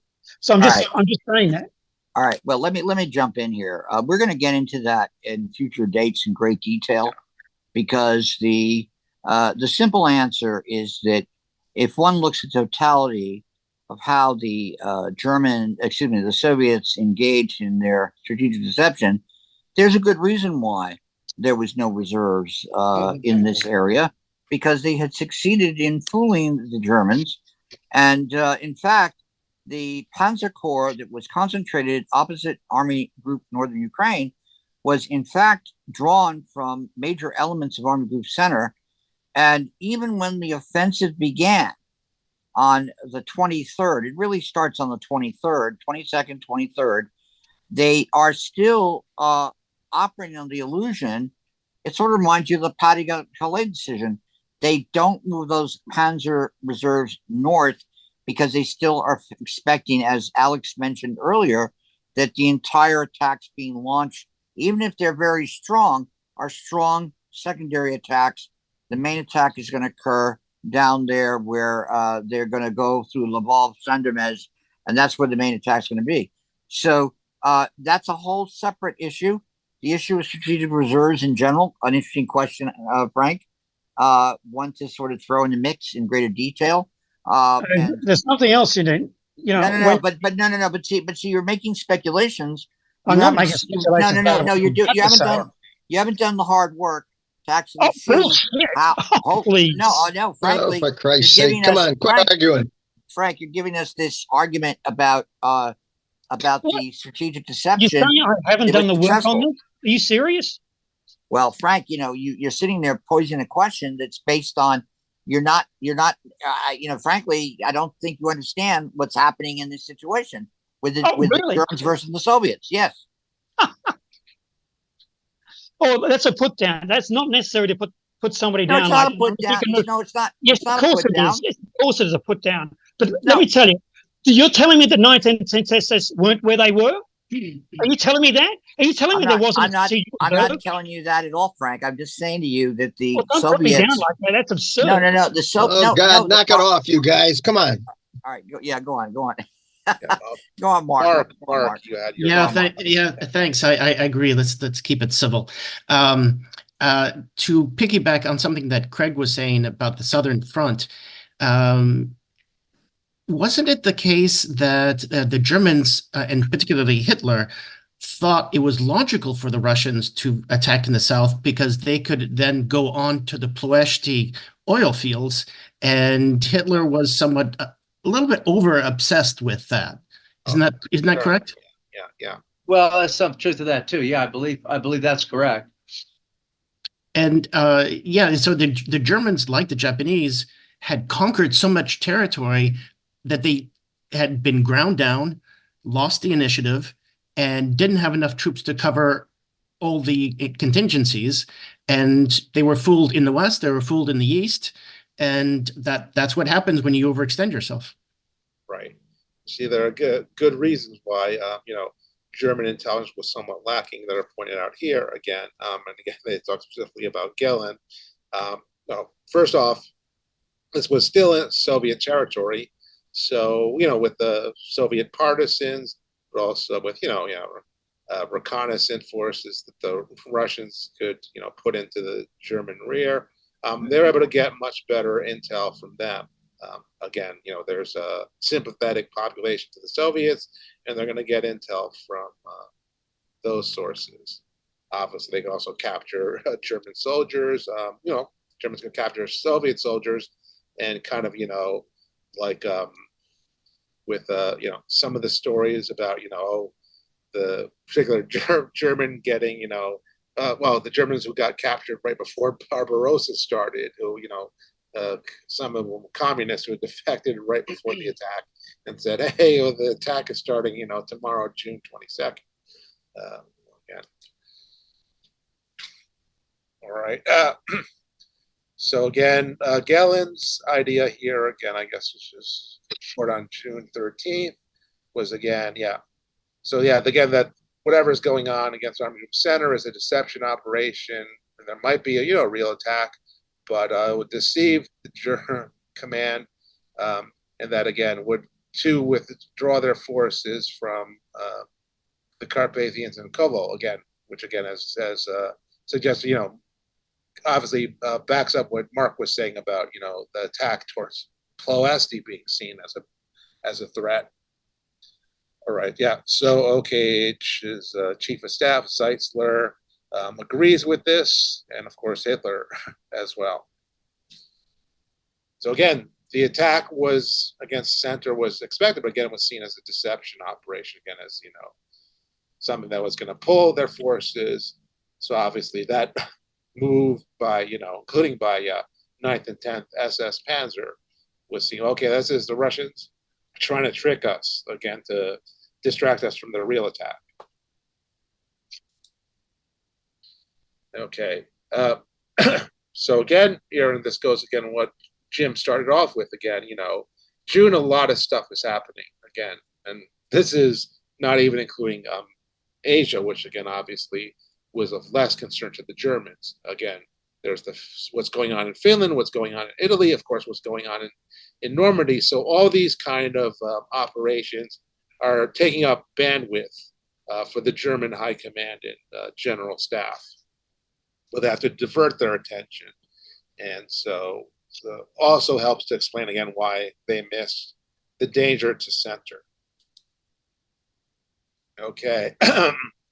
At this point in the war, again, we can see again, as I think Ilya talked about in his talk a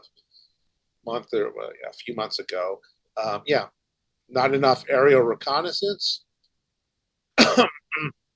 So again, they didn't see the withdrawal of forces. Thanks to that, again, they're on the ground reconnaissance, patrolling, and so on was also not that great. Oh, here again, well, we think again when we've been talking about Bagration, again, the real issue of Soviet lax radio discipline and how much intel the Germans in 41 and even 42, 43 were able to get from the Russians talking on sometimes on open air without any kind of encryption. So at this point again, they're really good at kind of locking down and remaining radio silence and discipline in anticipation of Bagration.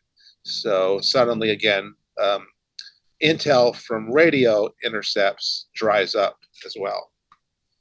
Okay, again, because the Red Army is so big at this point, again, there truly were large forces, say in the Kovel area, or along the Balkans that are. I forget if the Yasi operation, I think, had just finished. So again, there are huge forces down there, so certainly could be confused as to where the Russians are going to attack again. Again, we've already mentioned Moskyrovka. So again, they did not realize here again that kind of averaged out that again Russians achieved a concentration of 178 guns and 35 tanks per kilometer if you go along the whole Belarusian balcony. But again, here again, if you just narrow the front and around Kovel, again, it's an even higher concentration of 83 tanks, 30 again along a much shorter sector of the front. So the overall forces are smaller. And again, here, the issue of this guy, Field Marshal Ernst Bernard William Bush, who's we'll see again as the official, well, again, same as some praise of the semi-official, but I'll just call it the official history, German history. Bush had a run-in with Hitler earlier in the year, where again, with one of Hitler's famous screaming fits at him, and basically it cowed him for that point in the war, to the point where Bush's perspective was just to be kind of slavishly pleasing Hitler. So he will just go along with all the hold this firm position, hold Vitebsk, hold Orsha, to the detriment of his army group. Well, here's interesting again. He wound up in command after all this. Again, of course, he was sacked at the end of June and replaced by von Model. He winds up in command of basically, well, I guess except for Norway, one of the least important sectors of the whole French Army Group Northwest. And at the end of the war, he surrendered to Monty. And I'm not sure if they were planning on, trying for war crimes, though certainly again, our group center, you probably could have gotten him for plenty of stuff against the partisans and so on. I'm sure the Russians would have wanted him, but well, maybe a little bit lucky for him. He dies in a POW camp. Again, not just, yeah. I haven't seen anything Alex, on let me him. jump in for a second. The reason why he has a meeting with Hitler, and he is presenting to Hitler the plans from various armies that he commands, and they're talking about essentially planning a organized withdrawal from their defensive lines. Remember, they're engaged in constant combat in the spring of 1944 against the Soviets. There's offensives being launched. At one point, Marshal Sokolovsky, who later becomes the commander of the chief of staff in the 50s, he's relieved at one point by Stalin because in one of the attacks against, I think, 3rd Panzer Army, he loses 70,000 troops in casualties. So Bush wants to have a organized and staged withdrawal back to a more defensible line and give up Orsha, Mogilev, etc., and essentially do something along the lines of what they did when they withdrew in 1917, the Hindenburg Line in France during the First World War, and Hitler goes nuts. And basically, reads in the Riot Act, and then this is where you have that order on March 8th that's issued about fortresses that you have to design and defend certain areas as fortresses.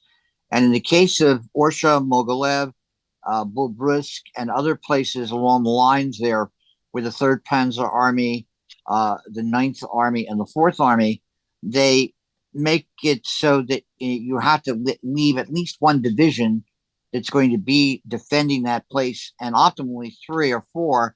And that's the kind of strategy that Hitler imposes on them. But then it gets into the question that Alex made earlier, that Niepold, of course, is of the generation where they were raised, let's blame Hitler for everything in terms of the mistakes being made on the Eastern Front. And Hitler, of course, orders when the attacks begin on June 22nd, one of the areas to be maintained as a fortress because he's concerned about the political effects of Finland that's in the midst of defending itself against the Soviet onslaught and pulling out of the war, which eventually they do. But it raises a whole set of questions as to if one goes back and looks afresh at this material without that kind of idea in mind. And of course, I'm not trying to defend Hitler, of course, but what we're going to dig up if one goes back and looks at this afresh. Anyway, thank you. Yeah. So here again, this cowing of Field Marshal Bush extended to the point where he was not, again, as I said here, forwarding intelligence on the potential Russian offensive. So he's kind of, not passing it up. Again, even though, people like Reinhardt are essentially screaming at him in mid-June that something is coming. So again, here this goes into more specifics on the fortress, the ideas of firm positions, fortified places. Oh yeah, and here there's a specific reference again to 2 options again, withdrawal again to the Bear or Tiger line. We'll see a map on that, or even a larger withdrawal again, all the way to the Berezina or to as far as Polotsk. Again, that would have shortened the front considerably. Of course, it would have been a problem. Army Group North would, of course, have to pull back as well. And again, Hitler has this idea that, well, that's somehow keeping the Finns in the war. So, he's just not going to come to any of this. But again, that would have been Oh, Ted, you wanted to add something? You got to mute, Ted.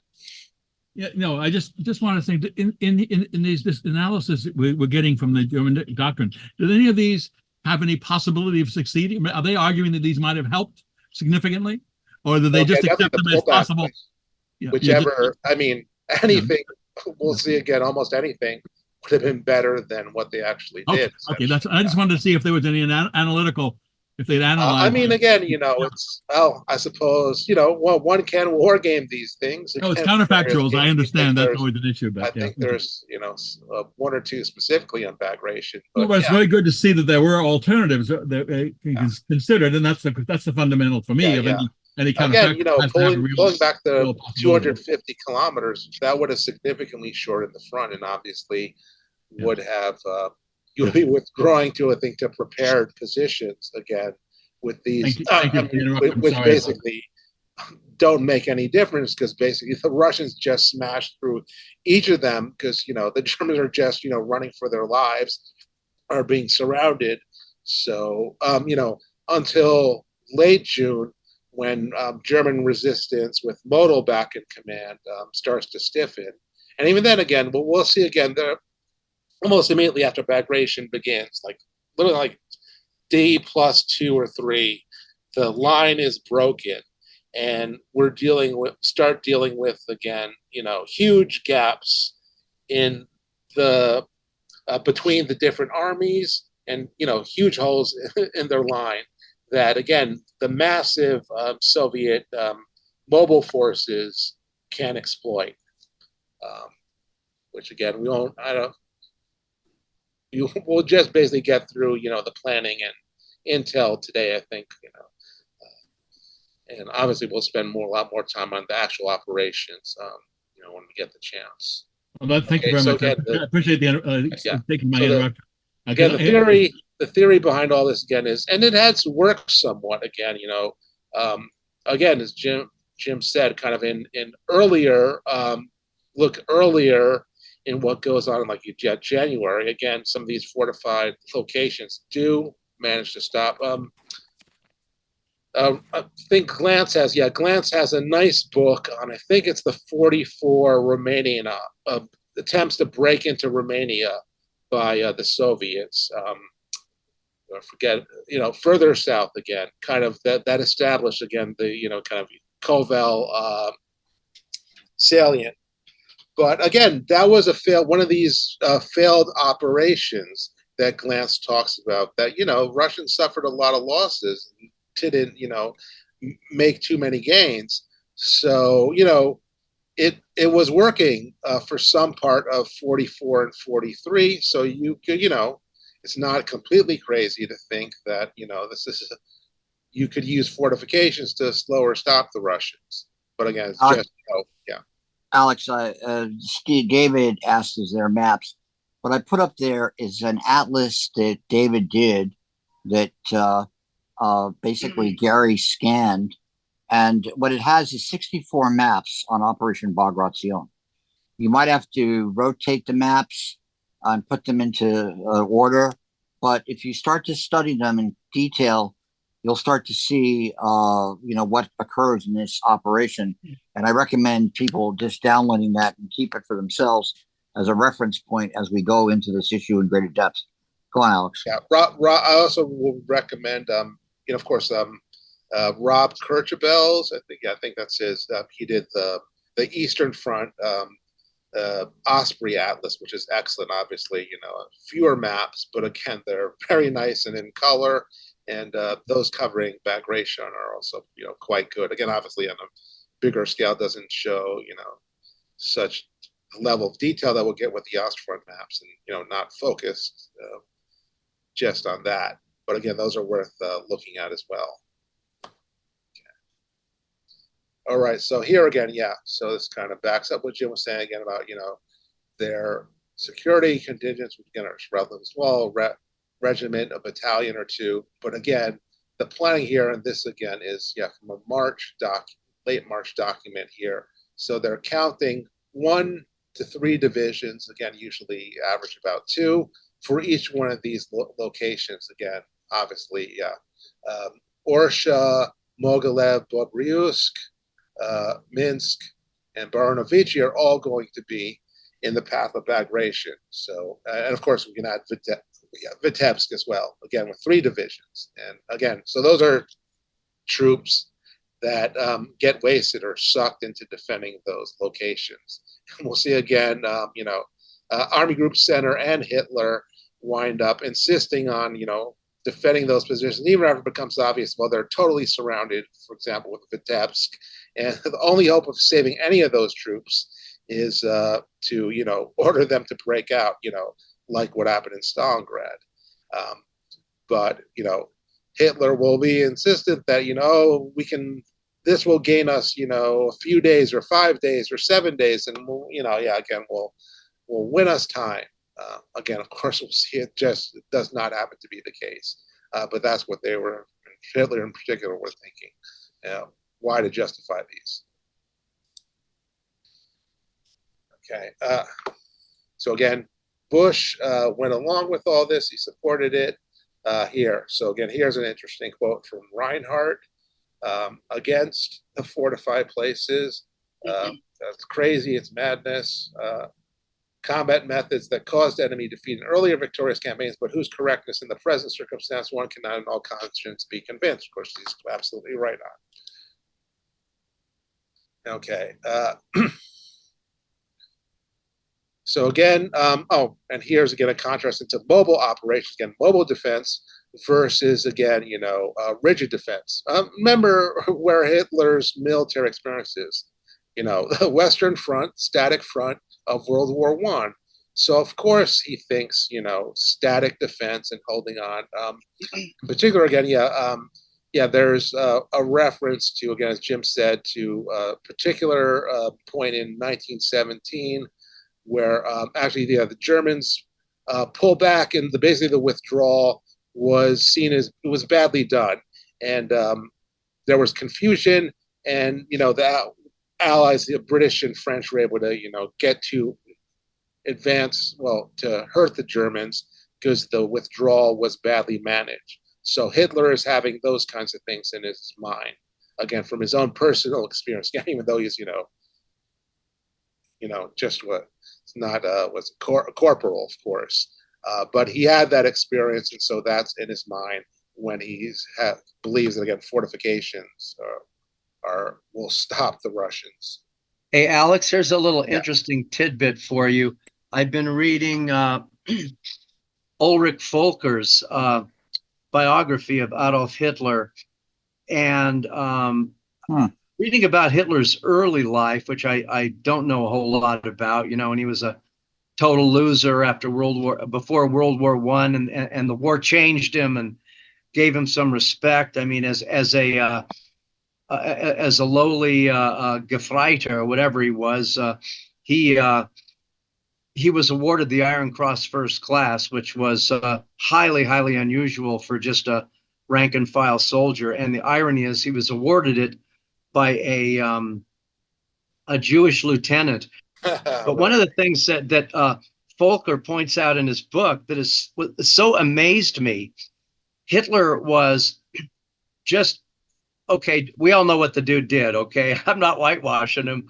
He was unbelievably brave. He was in his company or battalion. He was the only trench runner, which was a very dangerous job, obviously, who wasn't married. So when the other and the other trench runners in his unit, in many cases when they were given an order to carry out a dangerous mission, he would volunteer in their place. He would say, "No, they are married men. They have families. I don't. I will do it." I mean, I've never seen anyone ever point that out, and it kind of astounded me. So I don't mean to be off point, but I just thought that was interesting. And of course, that goes with rumors that Hitler was gay or asexual. Yeah. Okay. But Mark, you had something. Yeah, really briefly. In regards to what Greg just said about Hitler, my understanding is that there's a lot of conjecture about exactly what Hitler did during the war, and that some people say that he was just behind the lines, and that when he ran messages, it was from, it wasn't necessarily or not always in the trenches. To me, it was I thought it was more of a mystery than an established fact. I can't answer that.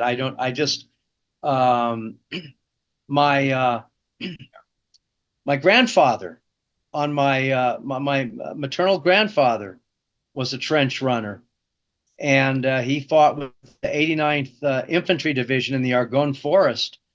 And on one of his missions, around September of 1918, he was grazed in the head by a German sniper. So the only reason I'm here is because of physics or pure luck, or the fact that shot missed by a quarter of an inch or something. Air density, air pressure, or something. Yes, just the right way. Well, let me jump in here. There is a new biography of Hitler in World War I. It was published a few years ago that basically makes that argument, Mark. I don't know the title off the top of my head, but it was indeed that. And then David poses a question. Wasn't Bagration originally agreed with the Allies to be scheduled on D-Day, June 6, 1944, yet the Soviets purposely delayed their action for 2 weeks in order to see if the Western Allies would be successful? That's an interesting argument. I don't agree with that. I think, and that gets you into different explanations. That gets us into different ideas about how the Cold War evolves. According to the Soviet sources, they basically delayed the attack because they wanted to get more force structure in there. So they were supposed to launch the attack perhaps a week ahead of time, but they decided not to because they wanted to get more forces. And then after D-Day, June 6th, did the Germans withdraw significant resources to be sent to the West, which made their task easier? Has this been substantiated? I don't. Well, Jim, I thought that was to take the other argument. I thought that Russian delay was established as fact because, at least partially, because Stalin just didn't trust the Western Allies, because he'd been told, yeah, we'll be there in 42. Okay, yeah, we'll be there in 43. We'll be there in May 44. And then he just stopped. He wanted to wait till, are they really going to do it? And are they going to be at least successful to get landed and such? And that's what he was waiting for. You could be right. You could be right, Mark. You could be right. And the other question, did the Germans withdraw significant resources to be sent west? Interesting question. They had a lot of resources locally in France that they could use. But Al, do you have any thoughts on that? Actually, can you hear me? Yeah, we got you. Okay. I wanted to go back to the Hitler thing, because that recent book that says, he wasn't really at the front, misses that he was a runner for the regiment's artillery detachment. So while it's true that he wasn't necessarily going down through the edge of no man's land, he was running back and forth across the battlefield. He had received an Iron Cross first class, which everybody got. You mean second class? No, I'm sorry, yes. He had received an Iron Cross second class, which everybody got, and a first class, which, mostly went to officers. So that was, I think, impressive. When he met Anthony Eden at some conference or other, they started chatting as old soldiers and discovered that at one point in the war, they had literally been pretty much, opposite each other in the trenches. It also happened with Churchill, although Churchill didn't know that.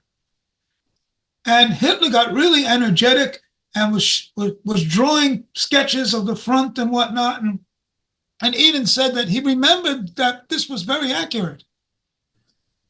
So he obviously was an extremely good soldier. Now, what he learned from the war is another question. Yeah. Yes, that is a different question. Yeah, but that recent biography, I just thought was sort of like not willing to say anything good about the guy. I don't know if you've Yeah. seen. I don't know if you've seen what's his name's recent biography of Franco. The What, Payne? no, No, not the Payne, Preston. Preston. Yeah. He includes every scurrilous story about Franco you can imagine, including the fact that his daughter was fathered by his brother, but not that Franco was gay. And I remember I was in Spain when under Franco, and that's the rumor was that Franco was gay. Really? He wouldn't include that because, of course, it would be, un-PC for him to say that Franco was gay. Therefore, it might be, But I really, Good guy. I mean, the biography is pretty good, the Hitler biography. But when he says that, I was like less confident that he might say, he made a right decision at this moment or something like that. Anyway, and by the way, I wrote the article for the destruction of Army Group Center. Oh, cool. Which was unfortunately, most of my files of, game design. That S&T article was wonderful. I really enjoyed that game when it came out, Al, by the way. Thank you.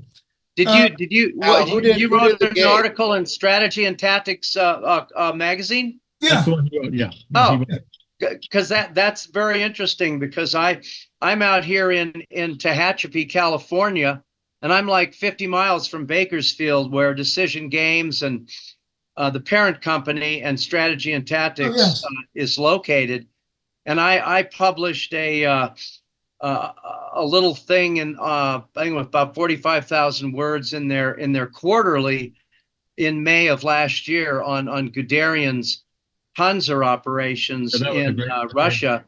And if I may say, I'm going to have to leave in a little while because my book club is meeting at 1:00 today, and I got it's the 83rd anniversary of Operation Barbarossa and the 80th of Bagration. So we're going to be telling our Barbarossa anecdotes, like we were there or something. But I took that manuscript that I published with with Strategy and Tactics Quarterly, and I have flushed it out into a real book-length manuscript, and it's either going to be published with Stackpole Books or Osprey. Stackpole, I heard from them yesterday, and they're the editor there is taking it to their board, and then they're going to make me an offer, and hopefully I'll get an offer from Osprey next week, and then I'll just figure out what I'm going to do. Very good. Great. That's tremendous, Craig. The only other thing I'd like to add, when you were going through the resources, the trucks that gave the Russians this a big advantage, they were also using American avgas. And their own avgas was only about 90 octane. American avgas was 100 octane. And that gave the Russian pilots a huge asset. The Germans, of course, the octane varied a lot because they were, working from different sources and grades of gasoline. But that's what, what made that was the combination that undertakes that offensive is like really good at all levels in the Red Army. Like they don't have a whole lot of horse-drawn artillery anymore, and they've got a lot of tanks and so on and so on and so on. Anyway, this has been a very good discussion, and I'll go back to lurking. All right, then we will further explore this, of course, and thank you, David, for bringing up those issues, because those are worth looking at and integrating in how we approach this in the next sessions. Thank you so much. Go on, Alex. Yeah. So again, here part of Hitler's and some German thinking was that, well, if you start letting the troops retreat, that they get basically used to retreating, so they retreat more. So this idea that retreat and retrograde movement is contagious, essentially. And here again, I guess Ziegler said after the war that, Hitler got obsessed with these, hold at all costs, hold no matter what, hold firm at this period in the war. And again, getting into low-level details, again, which might have something to do with, again, where he was when he was a soldier, again, the lower levels. So he got thinking, he could still thinking like, a common soldier, if you want to be nasty about it. Yeah, can I just one thing?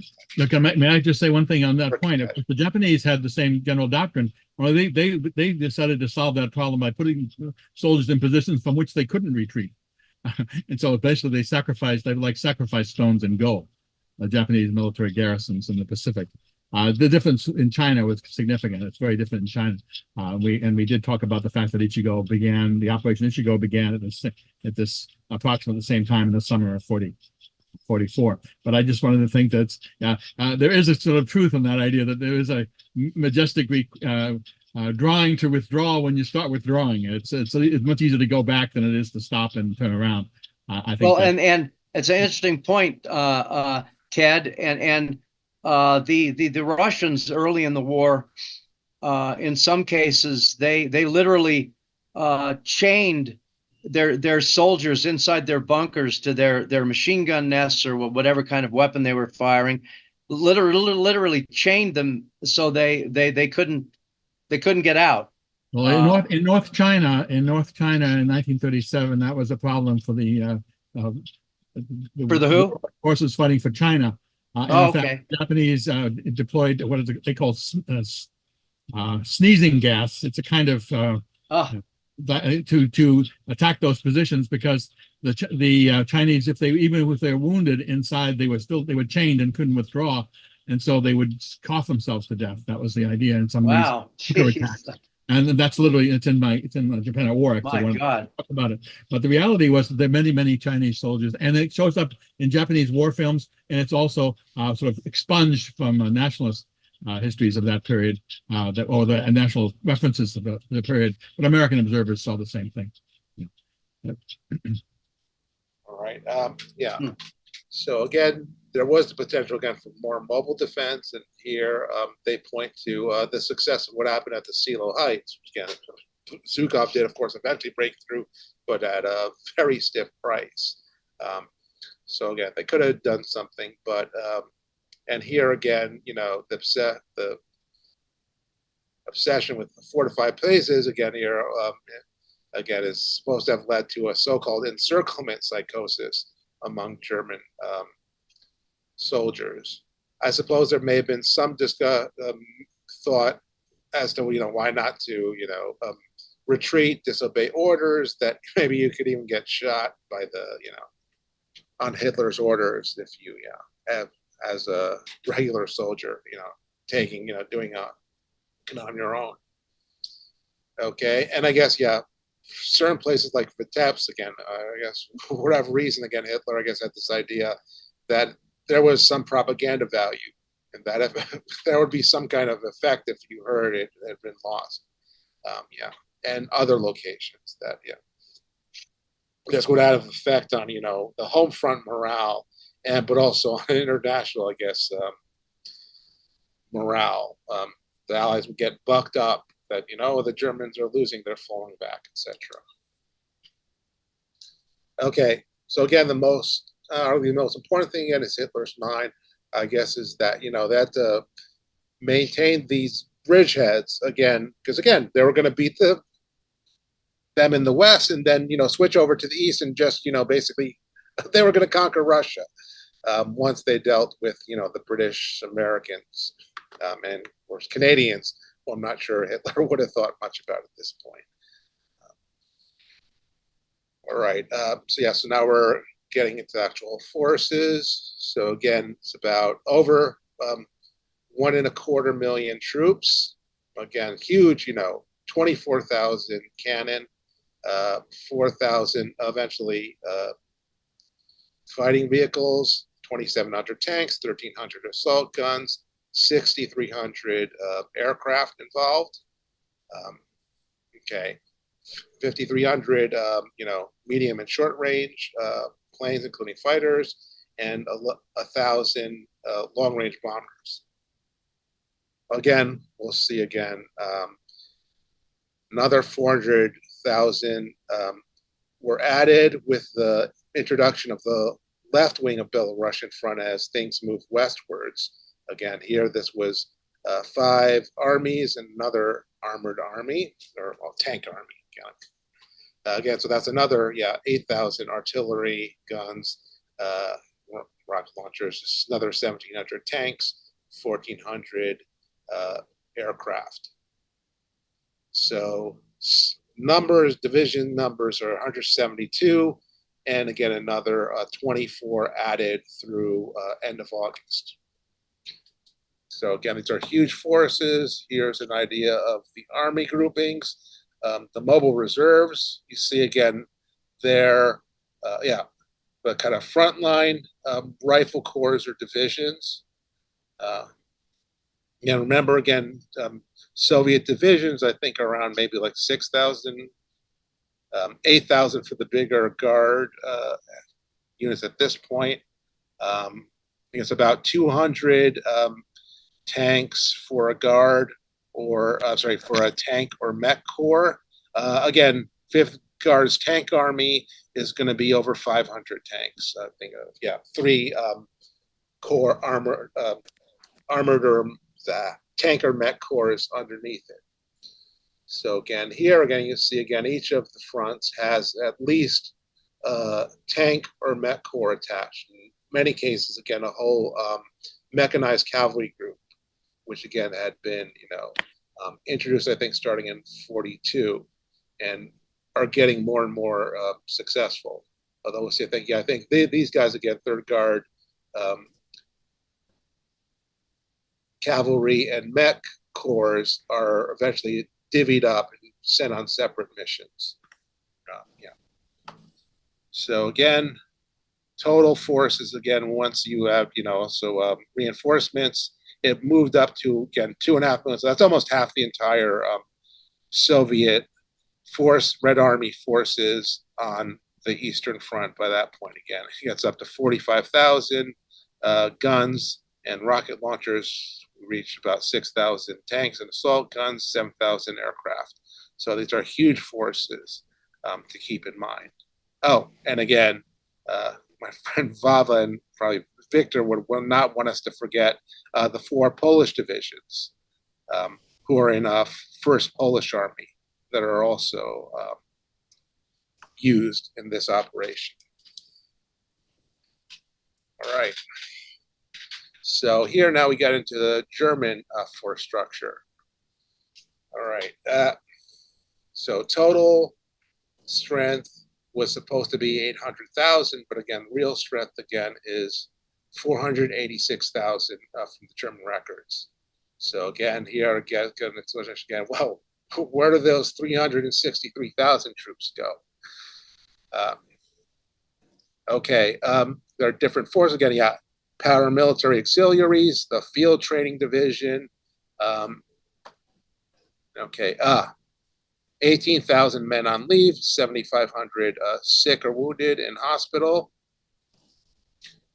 Okay, obviously that doesn't account for all the numbers, but we have to deduct at this point 2nd Army, which again is I think chopped to Army Group North of Ukraine at this point. Although we'll see again they become part of the Bagration operation as it moves westward. So again, daily strength was again officially 486,493, 336,000 in the 3 armies. Again, 3rd running north to south, 3rd Panzer Army, 4th Army, then 9th Army. So again, this is, well, for this faded a little bit, but you can see again, So it's between 3 and 4 armies in each front. Again, remember, where 1st Belarusia was a huge force, again, with, again, 5 in its left wing, again, which will get added later in July. But again, 4 armies that are going to be involved in the immediate operation. And you can see, again, each has well over 20 divisions. Some of them are, well, you can see 1st Belarusian front is 39 divisions. But again, 3rd, 33, 22 for 2nd Belarusian, 1st Baltic Front, 24. And again, as I said, each has at least 1 mech or tank corps as far, again, except for 2nd Belarusian Front. And again, 3rd Belarusian has 5th Guards Tank Army. So again, you can see the total forces and look at the incredible number of artillery attachments. again, entire artillery divisions, entirely rocket launcher divisions. Again, see again, one almost in each except for second Belarusian front, each has its own rocket launcher division. So again, imagine the number of Katyushas again, and again, except for, I guess, for whatever reason, yeah, I guess second Belarusian, they went with, again, brigades or regiments attached instead of full divisions. Again, you can see here 2, 4, 4. So 10 total artillery divisions and 3 total rocket launcher divisions. Again, independent about, each had about 4, again, 6 for first Belarusian grenade launcher brigades. Again, many had attached, artillery brigades or regiments. So again, it's a huge number. Again, independent rocket launcher brigades and regiments as well. Anti-air to each, tank destroyer brigades, independent tank destroyer regiments, zapper brigades for each, again, at least 5 for each front. And at least 1 fortified area fall back. So obviously they're not going to leave. Okay. So so I think here they're talking about the average strength of the German armies being around 166,000. Okay, and again here, again, Frank is right that they have potential, but again, for what's on the ground and what's going to be introduced, again, here we have, as Craig said, not a single tank, only 76 Stugs, assault guns. Or, I think there might have been other, Hetzers and so on also. All right, so here, again, kind of summarize again all these numbers we've been mentioning as well. Here are, again, the assessed, again, it'll be good to get Ilya at some point to talk about more details of these, but here again are, and again, and particularly again in fighters, the Germans are just overwhelmed. Again, the air is a ratio about 10 to 1 in Russian favor.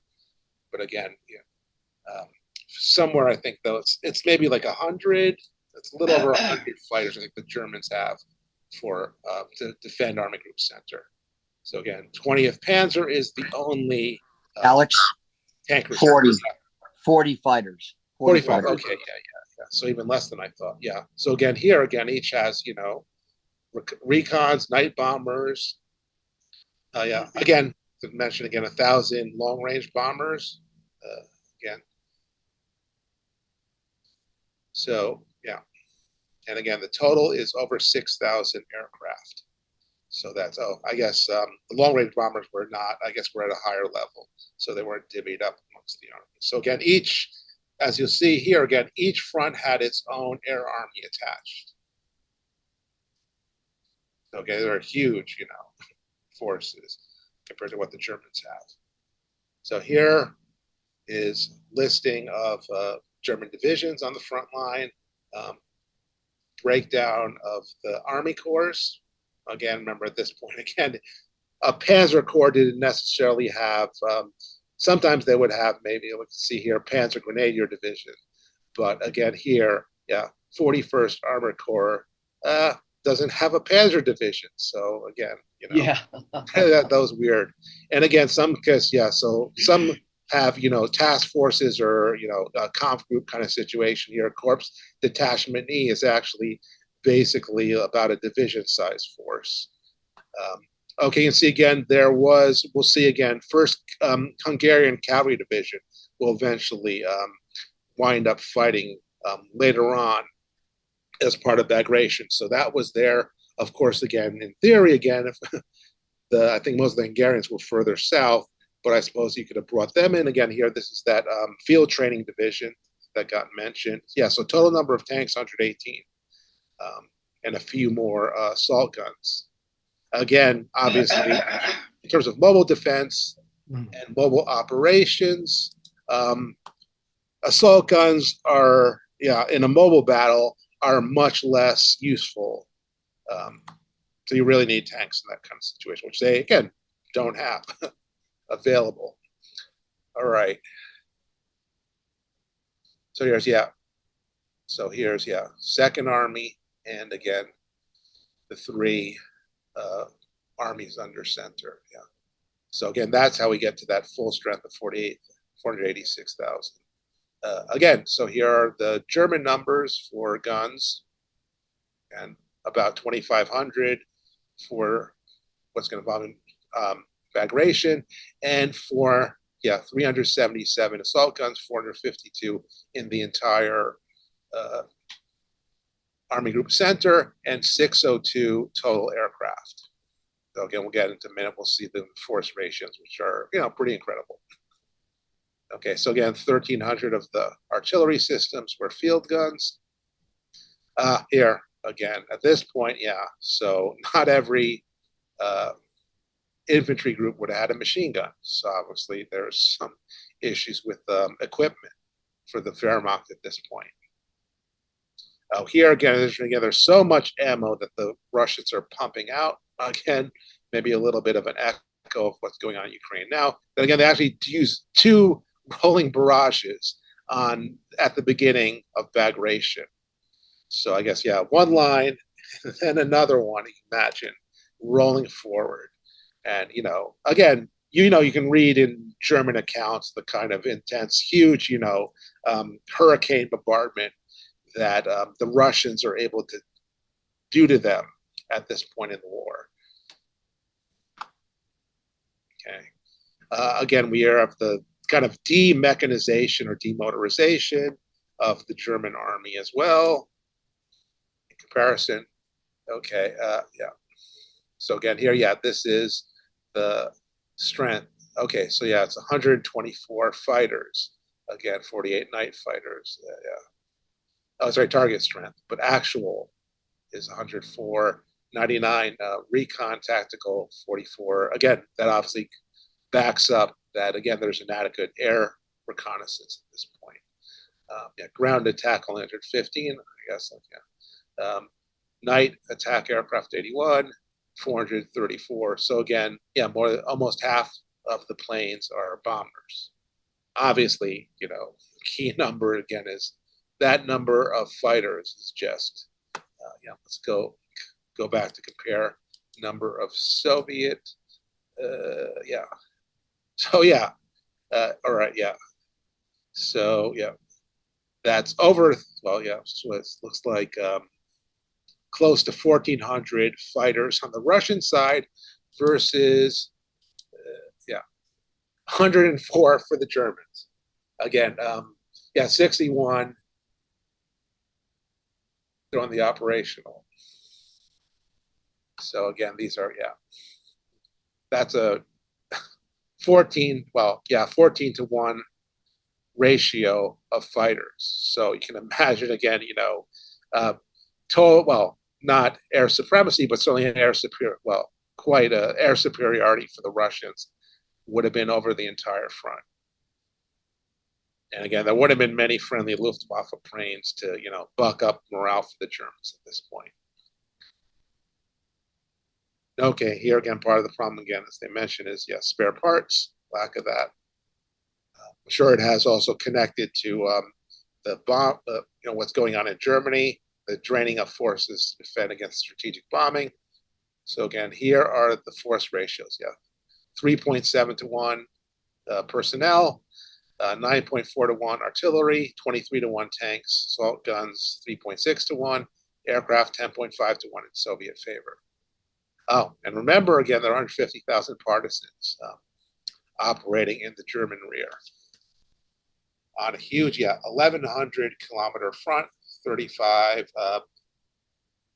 divisions. So each division, German division, was defending about on average a 30 kilometer stretch. So per kilometer, again here, about 2 to 3 guns, 1 to 2 tanks, or assault guns.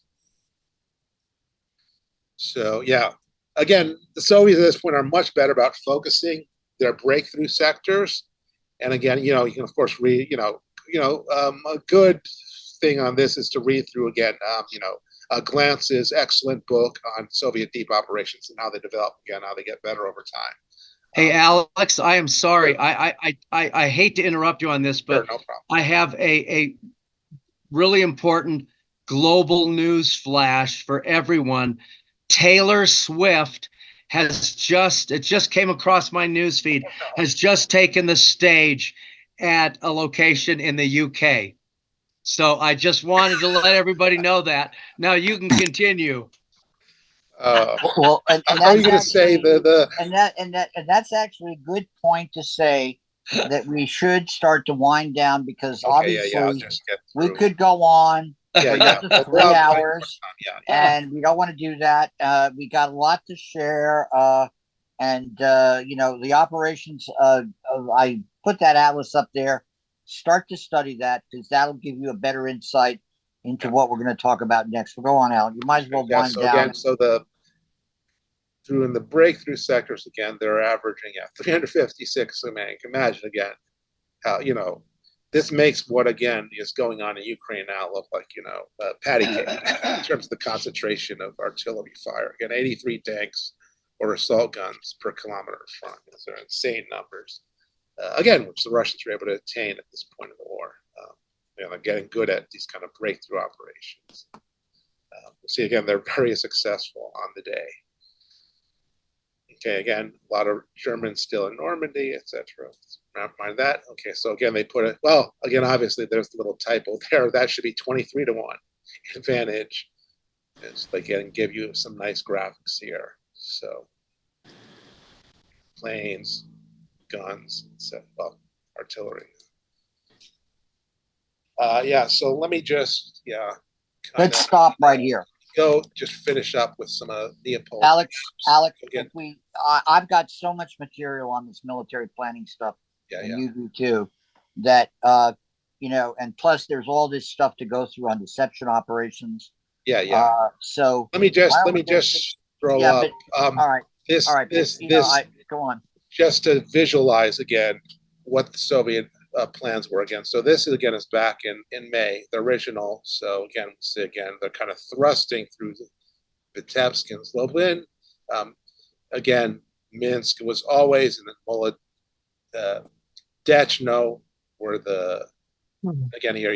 We'll see again the operations eventually will get through all the way to Brest.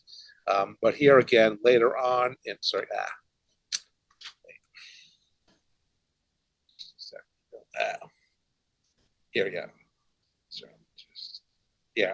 Oh, wait, I think I got zoom. I think I got to zoom back out, so it's the right scale. Sorry. All right. Those maps don't have any backgrounds. You can't tell if it's elevated or low or what.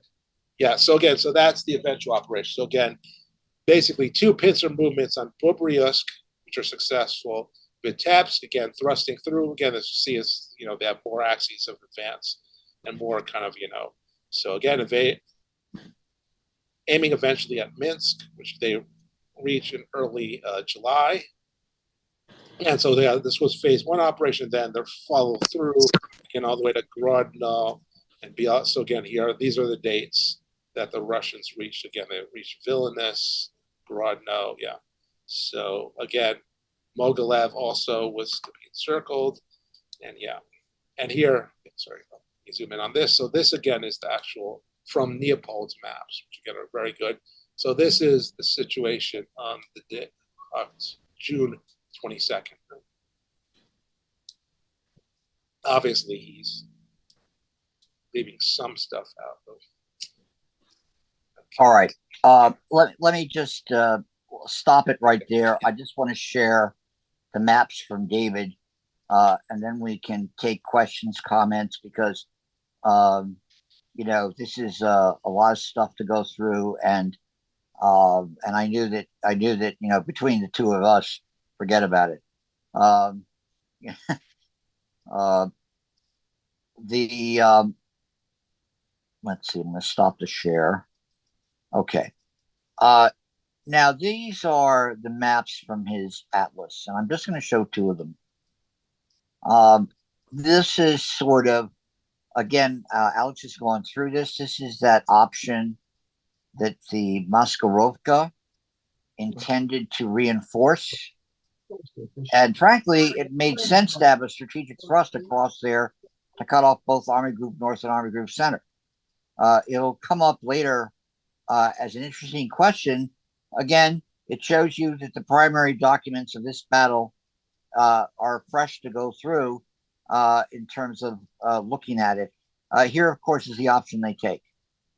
Not visible, not viewable, Jim. It's on there, but it's just a corner at the bottom of it. Yes, it's go up there. there.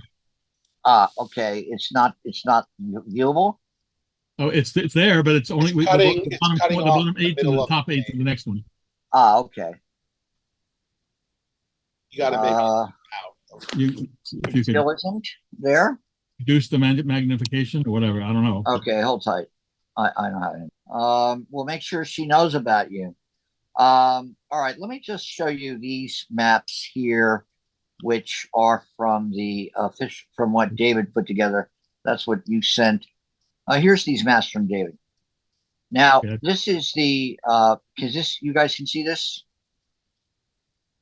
But yeah, it fills the screen over, but it's okay. Yeah, I can see. Okay. So this is the map that the Germans thought. This is the intelligence assessment. And this is in the atlas I've sent you. So keep in mind these various sectors. The 43rd Army, the 5th Army here, the 39th, the flanks of the Videbsk, Orsha, Mogilev, and Volbruysk. This is where they're estimating what is facing them. Okay. And this is what's actually facing them. Let's see. This is what's facing them in this sector here on the 22nd. There is, as you can see, here's Videbsk. There's this large concentration on the left of Videbsk, facing the 9th Army Corps. And look at this concentration here, south of Videbsk, facing the 6th Army Corps, with troops echeloned in depth.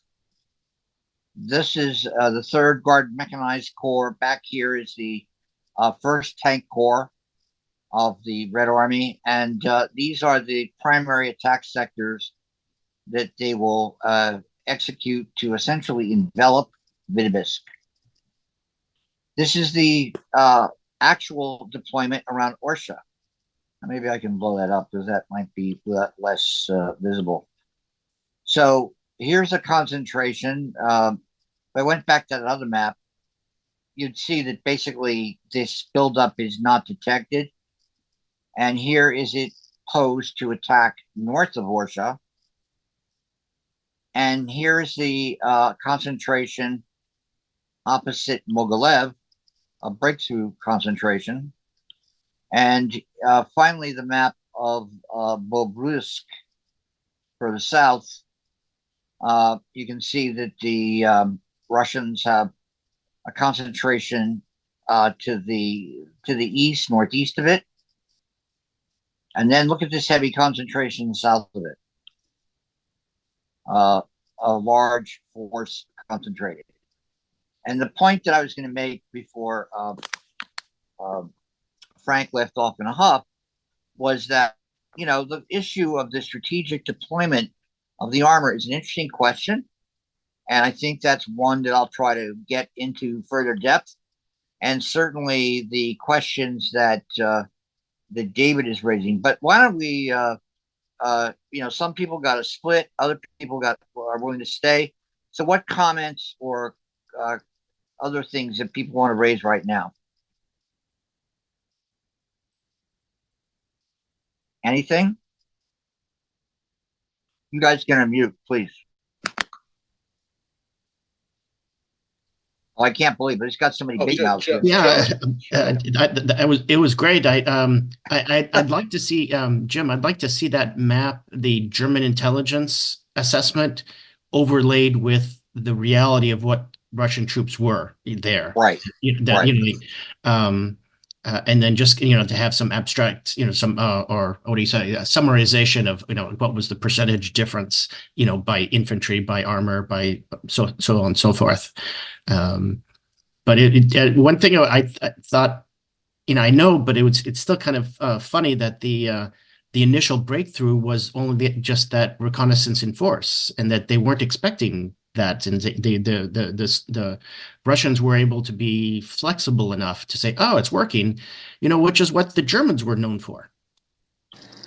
Yes, that's a very good point.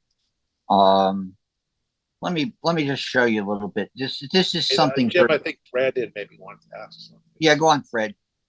I mean, Brandon. Brandon, go on, Brandon. Oh, can you hear me? Yeah. Oh, okay. Just to pull the lens back a little bit for someone who is, when we get this late into the war on the Eastern Front, I'm more or less a neophyte, because I lose interest after Kursk, because I'm wondering, while we discuss all this, you're getting down to the minutia level and everything, but I'm wondering from a higher level, did it really matter what the Germans did at this point in the war? I mean, to some degree, Alex did touch upon the fact that there were alternate plans, but would any of them possibly have stopped the steamroller? And I'm not asking you to just give me, a 10-word answer right now. I'm just saying, as we go through, I just want to keep the perspective of how overwhelming the Russian army is at this point. Oh, yeah, that's a fair comment. Let me just, you're right, Brendan. Of course, you're right. I mean, in a way, we're going through the minutia, but that's what, good military historians do, of course. And I just want to show, this is a little bit of the before and after, if you will. So that's the assessment on the Vitebsk sector the Germans have on June 22nd. What I'll do at a later date is go through, because another thing that's raised by all this work that David did on Maskarovka is there's not accompanying it in English something equivalent to Hensley. We don't know at this point how the Soviet intelligence operated in any kind of sophisticated way. Certainly not. Look at what we learn about Allied intelligence World War II. We're always learning new stuff. But when you look at F.H. Hensley's multi-volume history of British intelligence in World War II, which is quite comprehensive, it gives a sense of the interrelationships of all these different factors, their Bletchley Park, the operational intelligence and all that. We don't have that in the English language, or for that matter, I don't know if the Russians have come up with stuff like that about how the Russians operated. So here, for example, is the strength in Vitebsk that the Germans estimated on the 22nd of June. I've lingered that so you can see. Keep in mind these sectors, right? This is what it really was. Okay, so here's what they thought, and here's what it really was. So it looks like that while the rifle divisions along the sector were more or less to some extent the same, although there are gaps in it, all the stuff in the rear that they had echeloned to support a breakthrough. Look at this concentration down here. There's no estimate about the 11th Guard Army having essentially several corps behind it to break through. The 5th Army, the same. A little better, but not much. And certainly the concentration over here at the 6th Guard Army, nothing substantial. They didn't even have the 6th Guard Army in the order of battle. So its entire presence was unknown. And one point to raise about Maskarovka was the Germans were tracking the air armies of the Soviet Red Air Force. The Russians had been able to successfully, through signals intelligence and other deception measures, convince the Germans that 6 of their air armies were deployed around Kyiv, whereas they moved a whole bunch of them north. And when you look at the tactical intelligence at the army level, these guys started to discover that this was going on, that there was actually this massive air concentration further north because they couldn't penetrate through it, sort of like what happens in England in 1944 when the Luftwaffe just can't break through to do air reconnaissance in the areas where we're spoofing them. So in any event, there's other sectors to show like this, but I figured I would show that. Here's another sector, the Orsha sector. I have that back to back. As you can see, that is what the Germans estimate, and that's what's there. So we're talking about not only operational but strategic deception on the whole theater level. And the Russians have gotten pretty good at this point in the war at this. But I wanted to show you this. This is for a future talk, just dealing with the Misallocation issue. Yeah, to add to what you were saying, Jim, I think it's a Neapol. It's not until I think 2 weeks into into Bagration that the Germans finally figure out that General Rutmistrov is the commander of Fifth Guards Tank Army. So that gives you another sense of how bad their intel is. That they can't identify the commander of the major mobile force in this whole operation until for weeks, even though he's running around smashing through German resistance. Yeah, go on, Al.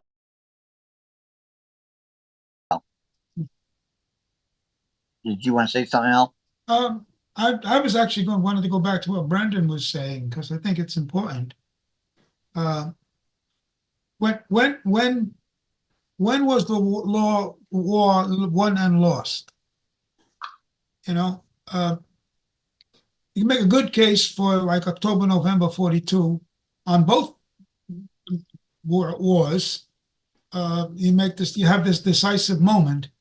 Now, things might still be lost, from mismanagement or something, but I mean, once the Americans and the Brits are on the continent, Germany hasn't got a chance. Even if he just bottles them up there, and he's got to spend so much resources that he's just, the Red Army is going to come through anyway.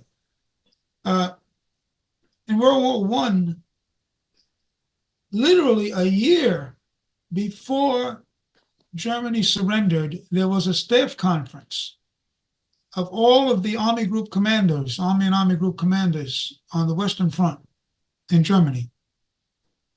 And the Crown Prince of Germany and the Crown Prince of Bavaria both said, it's time to make peace. But there were these folks, back home in Berlin who thought we could still win this war. And in the Second World War, well, you had one person who thought it, so everybody else sort of agreed with him. Tremendous waste. To your question about when the war was lost, in my opinion, there's no answer to that question, because you can make an argument that it was at Stalingrad. Some people make it the failure of Typhoon. Some people will say it was Kursk, and some people will say it was Bagration. I think it's, as you go on, the Germans' options go down, reduce, and their chances of winning or even holding off the Russians diminish. So, it goes down, and where you draw the line is kind of arbitrary. Okay, just quickly though, aren't we leaving out the important thing that until the killing stops, the war is going on? So Yes. if the Allies just decide they don't, we don't have to fight anymore, there's going to be a lot more people killed. A lot more Russians killed. Yeah. The war is measured in dead, and it's impossible to discount the fact that the leadership on the Japanese side, the German side, was prepared to sacrifice their entire population. Let's say the population wanted to be sacrificed any more than those Russians. If we don't look at Bagration, you don't see the hundreds of thousands of Russian casualties that resulted from that in the next 3.5, 6 months. If the Russians decided to stop there and say, "How about peace, Hitler?" that would have saved hundreds of thousands of lives, right? But impossible, of course. But look what happened to the Poles. Germany. This is not taking any issue with what you said, Brendan. It's absolutely right. We don't know. It depends on how we measure things. So if we look at war as this human activity that has its own calculus, it's measured in dead people. Yeah. And now we include everybody from if the child in the receiving room in the hospital to the ancient person in a old folks home as part of the combatants. Yeah, Let me hold on. Germany's heaviest losses in the war came literally in the last 6 months. Yeah. I mean, you know, if I could just fine tune my comment real quick, what I was the two things I find absolutely fascinating in the Second World War are the reversal of fortune and the development of the United States Navy, and the same thing with the Russian Army, or the Russian armed forces for that matter. The turnaround is so extreme. And I think when we look at these things, we constantly look at it from the German point of view, even though we know that that's not, that's been overdone. So I'm just saying, as we go through this, I'm more curious about what were the Russians doing as opposed to how were the Germans responding. That's all. What did the Russians do at Bagration that they didn't know to do at Kursk and before that? Well, we're starting to touch on that. But anyway, David, Miles, or Hal, I guess you're still here. Do you guys want to jump in with some comments? You want to unmute? Don't be I'm shy. all set. I'm all set. Okay. I'm all. All right, Miles or David, you want to jump in with some comments? You want to add something to our discussion that you already haven't? All right. Okay. No problem. I would say the Russians had this total unbelievable disaster in the phase of the war. Stalin supposedly had a nervous breakdown, which probably isn't true. But he was actually ensconced with his generals for weeks, just planning how we're going to turn this around. That's one of the reasons why it was Molotov who made the famous speech, because Stalin was too busy plotting the war. And as the war went on, Stalin seems to have given his generals more and more freedom. Right. That's true. Because as opposed to Hitler, who did the opposite. Yes, exactly. Well, of course, in a sense, Hitler was right all sorts of ways, right through to the fall of Poland. Remember, there's all these events where they're saying no, or even the fall of France. Yes. We're saying, no, you're wrong and wrong. And he insists, and they actually turn out good. All the German generals, of course, don't mention those parts. But Stalin, who started the war disastrously, he actually just turned around. He managed his, like a rheostat almost. He managed his degree of control over what was going on very carefully. Once he understood that the regime was almost literally on the verge of collapse. Well, and I should add that if anybody who is listening who wants to present something along this theme, please do it. That's fine with us. We'll include other people. Yeah, I know, too much work. You're right, Al. It is too much work. I'm trying to write one little book, and it's taken me more than a year. Yeah. No, it's true. It is a lot of work. And look, Mark, you live down there in New Orleans. I watched the stuff that the World War II Museum does, and while I enjoy it to a certain extent, part of it I find is very superficial, because I would argue that most of us here have gone through, and I would say that the arguments they make down at those conferences are the kind of perceptions that we probably had when we were, in the 60s, frankly. And it's not as if it's advanced even further. For example, they just this year decided to have somebody talk about the British and Canadians. That's, to me, ridiculous if you're going to talk about the Normandy campaign. It's, they have to be part of the picture from the start. It's absurd.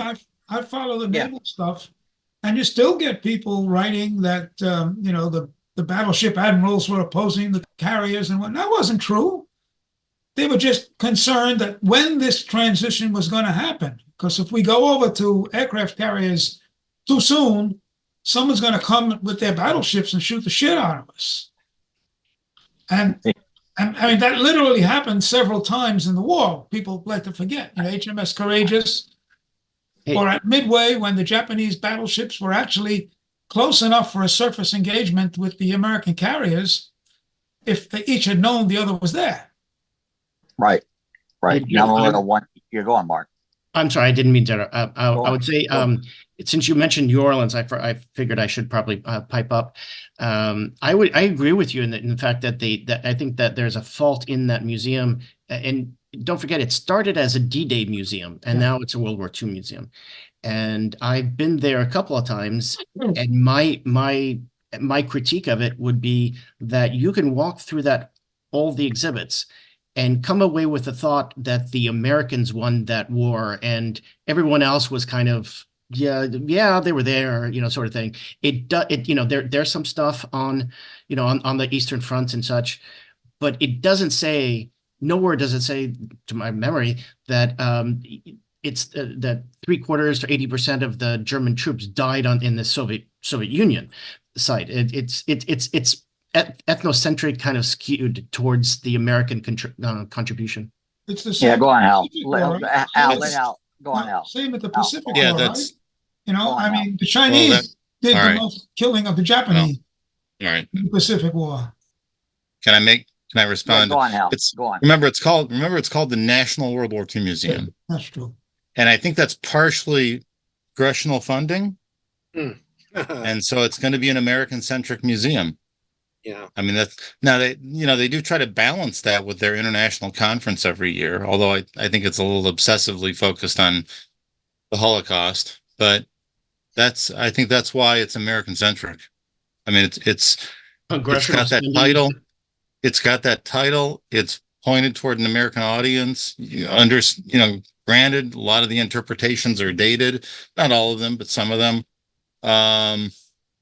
But I don't think you're going to get a comparative World War II museum with the way they get their funding. I mean, they're definitely into making money.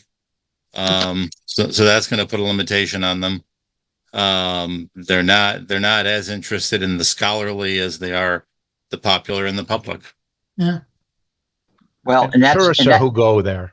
That goes with as well to their volunteers, because I tried to volunteer as a guide there, and they had really no interest that I have a fairly good knowledge of World War II. It just was like, it wasn't a criteria for them. Yeah. Well, it's funny Welcome to the because South. I would imagine that somebody like Bob Chatino, who I've known for many years, and of course we know his major books on the Wehrmacht are very important, because I used to go do History Channel stuff with Bob years ago, and and I'm pretty sure that he would agree with this critique. Although I think, of course, the point that Hal raises is a very important one, because then, of course, we get this always collides with the need to have a war socialized in our national memories. And that's it.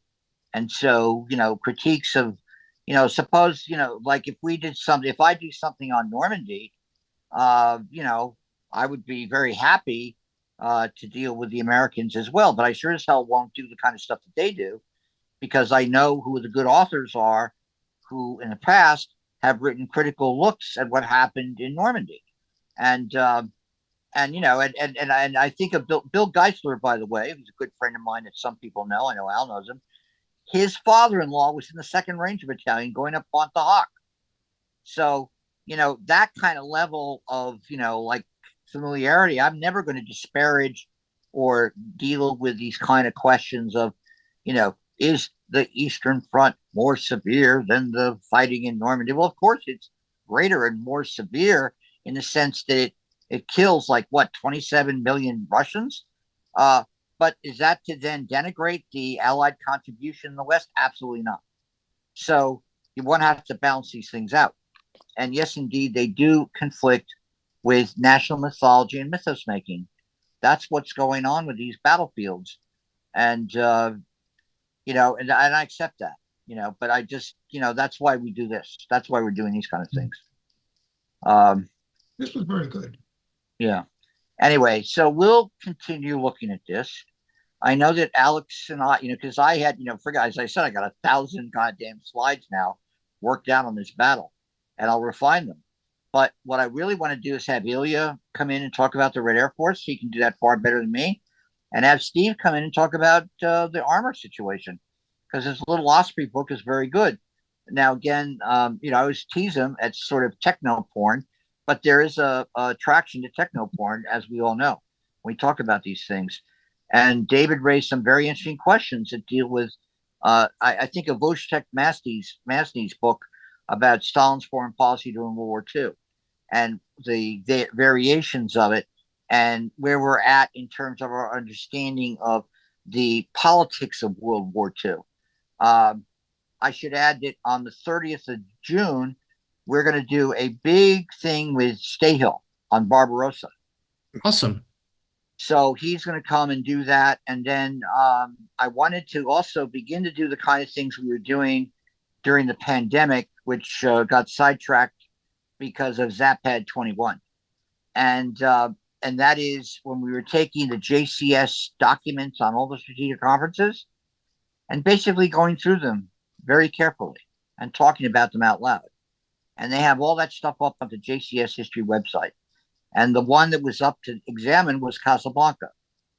And that would actually be quite interesting because all the strategic conferences in 43 all play a role, and it's sort of good to get a more granular sense of what goes on. So I will schedule it. I'll try to work it around what Greg is doing so we don't collide with him. He's amazing me with what he's doing with all these conferences every week. I said, you're going to go nuts, man, if you do that. I mean, that's like, I remember when NIMAS got started, and Al will recall, we had about 2 lectures or 3 lectures a week for a while in the Graduate Center. That was painful. And that caused a lot of friction. We had to roll that back eventually. But, I know how interesting this explosive energy is when you sort of get excited about a topic. So, and Greg's just talking about World War II. I mean, I don't necessarily want to talk about World War II all the time. But anyway, on that note, thank you so much, Alex. Thanks everybody for coming. Thank you, Brandon. Yeah, thank you. Thank you, guys. Thank David. And Miles, thank you. Thank you, Miles, for coming. Miles, were you coming from the UK or were you coming from the United States? From the US. Okay, thank you. Because we did send out a lot of emails to the UK. So anyway, and we'll continue to look at this. We'll get further into the battle itself. But again, all these other wider issues are to me quite interesting. The issue of how the German and we'll get more into the German and Soviet army in detail, because frankly, this is where you start to see the shape of the post-war basically the post-war structure of the world is based on, I would argue, in part on military power, certainly economic power too. But the fact of the U.S. Navy that Brandon raises, I think that's our most important element of power projected globally. And certainly the Red Army retains its power politically to set the agenda in what we start to see. And in this campaign is when the Lublin our government is proclaimed. And so that raises a whole bunch of interesting issues to talk about Polish nationalism and politics and the aspect of that as part of the Cold War. And anyway, the Fifth Guards Army is in action in Ukraine right now. Oh yes. Yeah. Yes. All right, and Victor, of course, can come anytime he wants. He'll sit there and argue with us, as he's argued with Al and I since 1966 about this shit. Anyway, all right. Well, on that note, you guys have a good day, and thank you for coming. Thank you very much. Thank you. We'll try.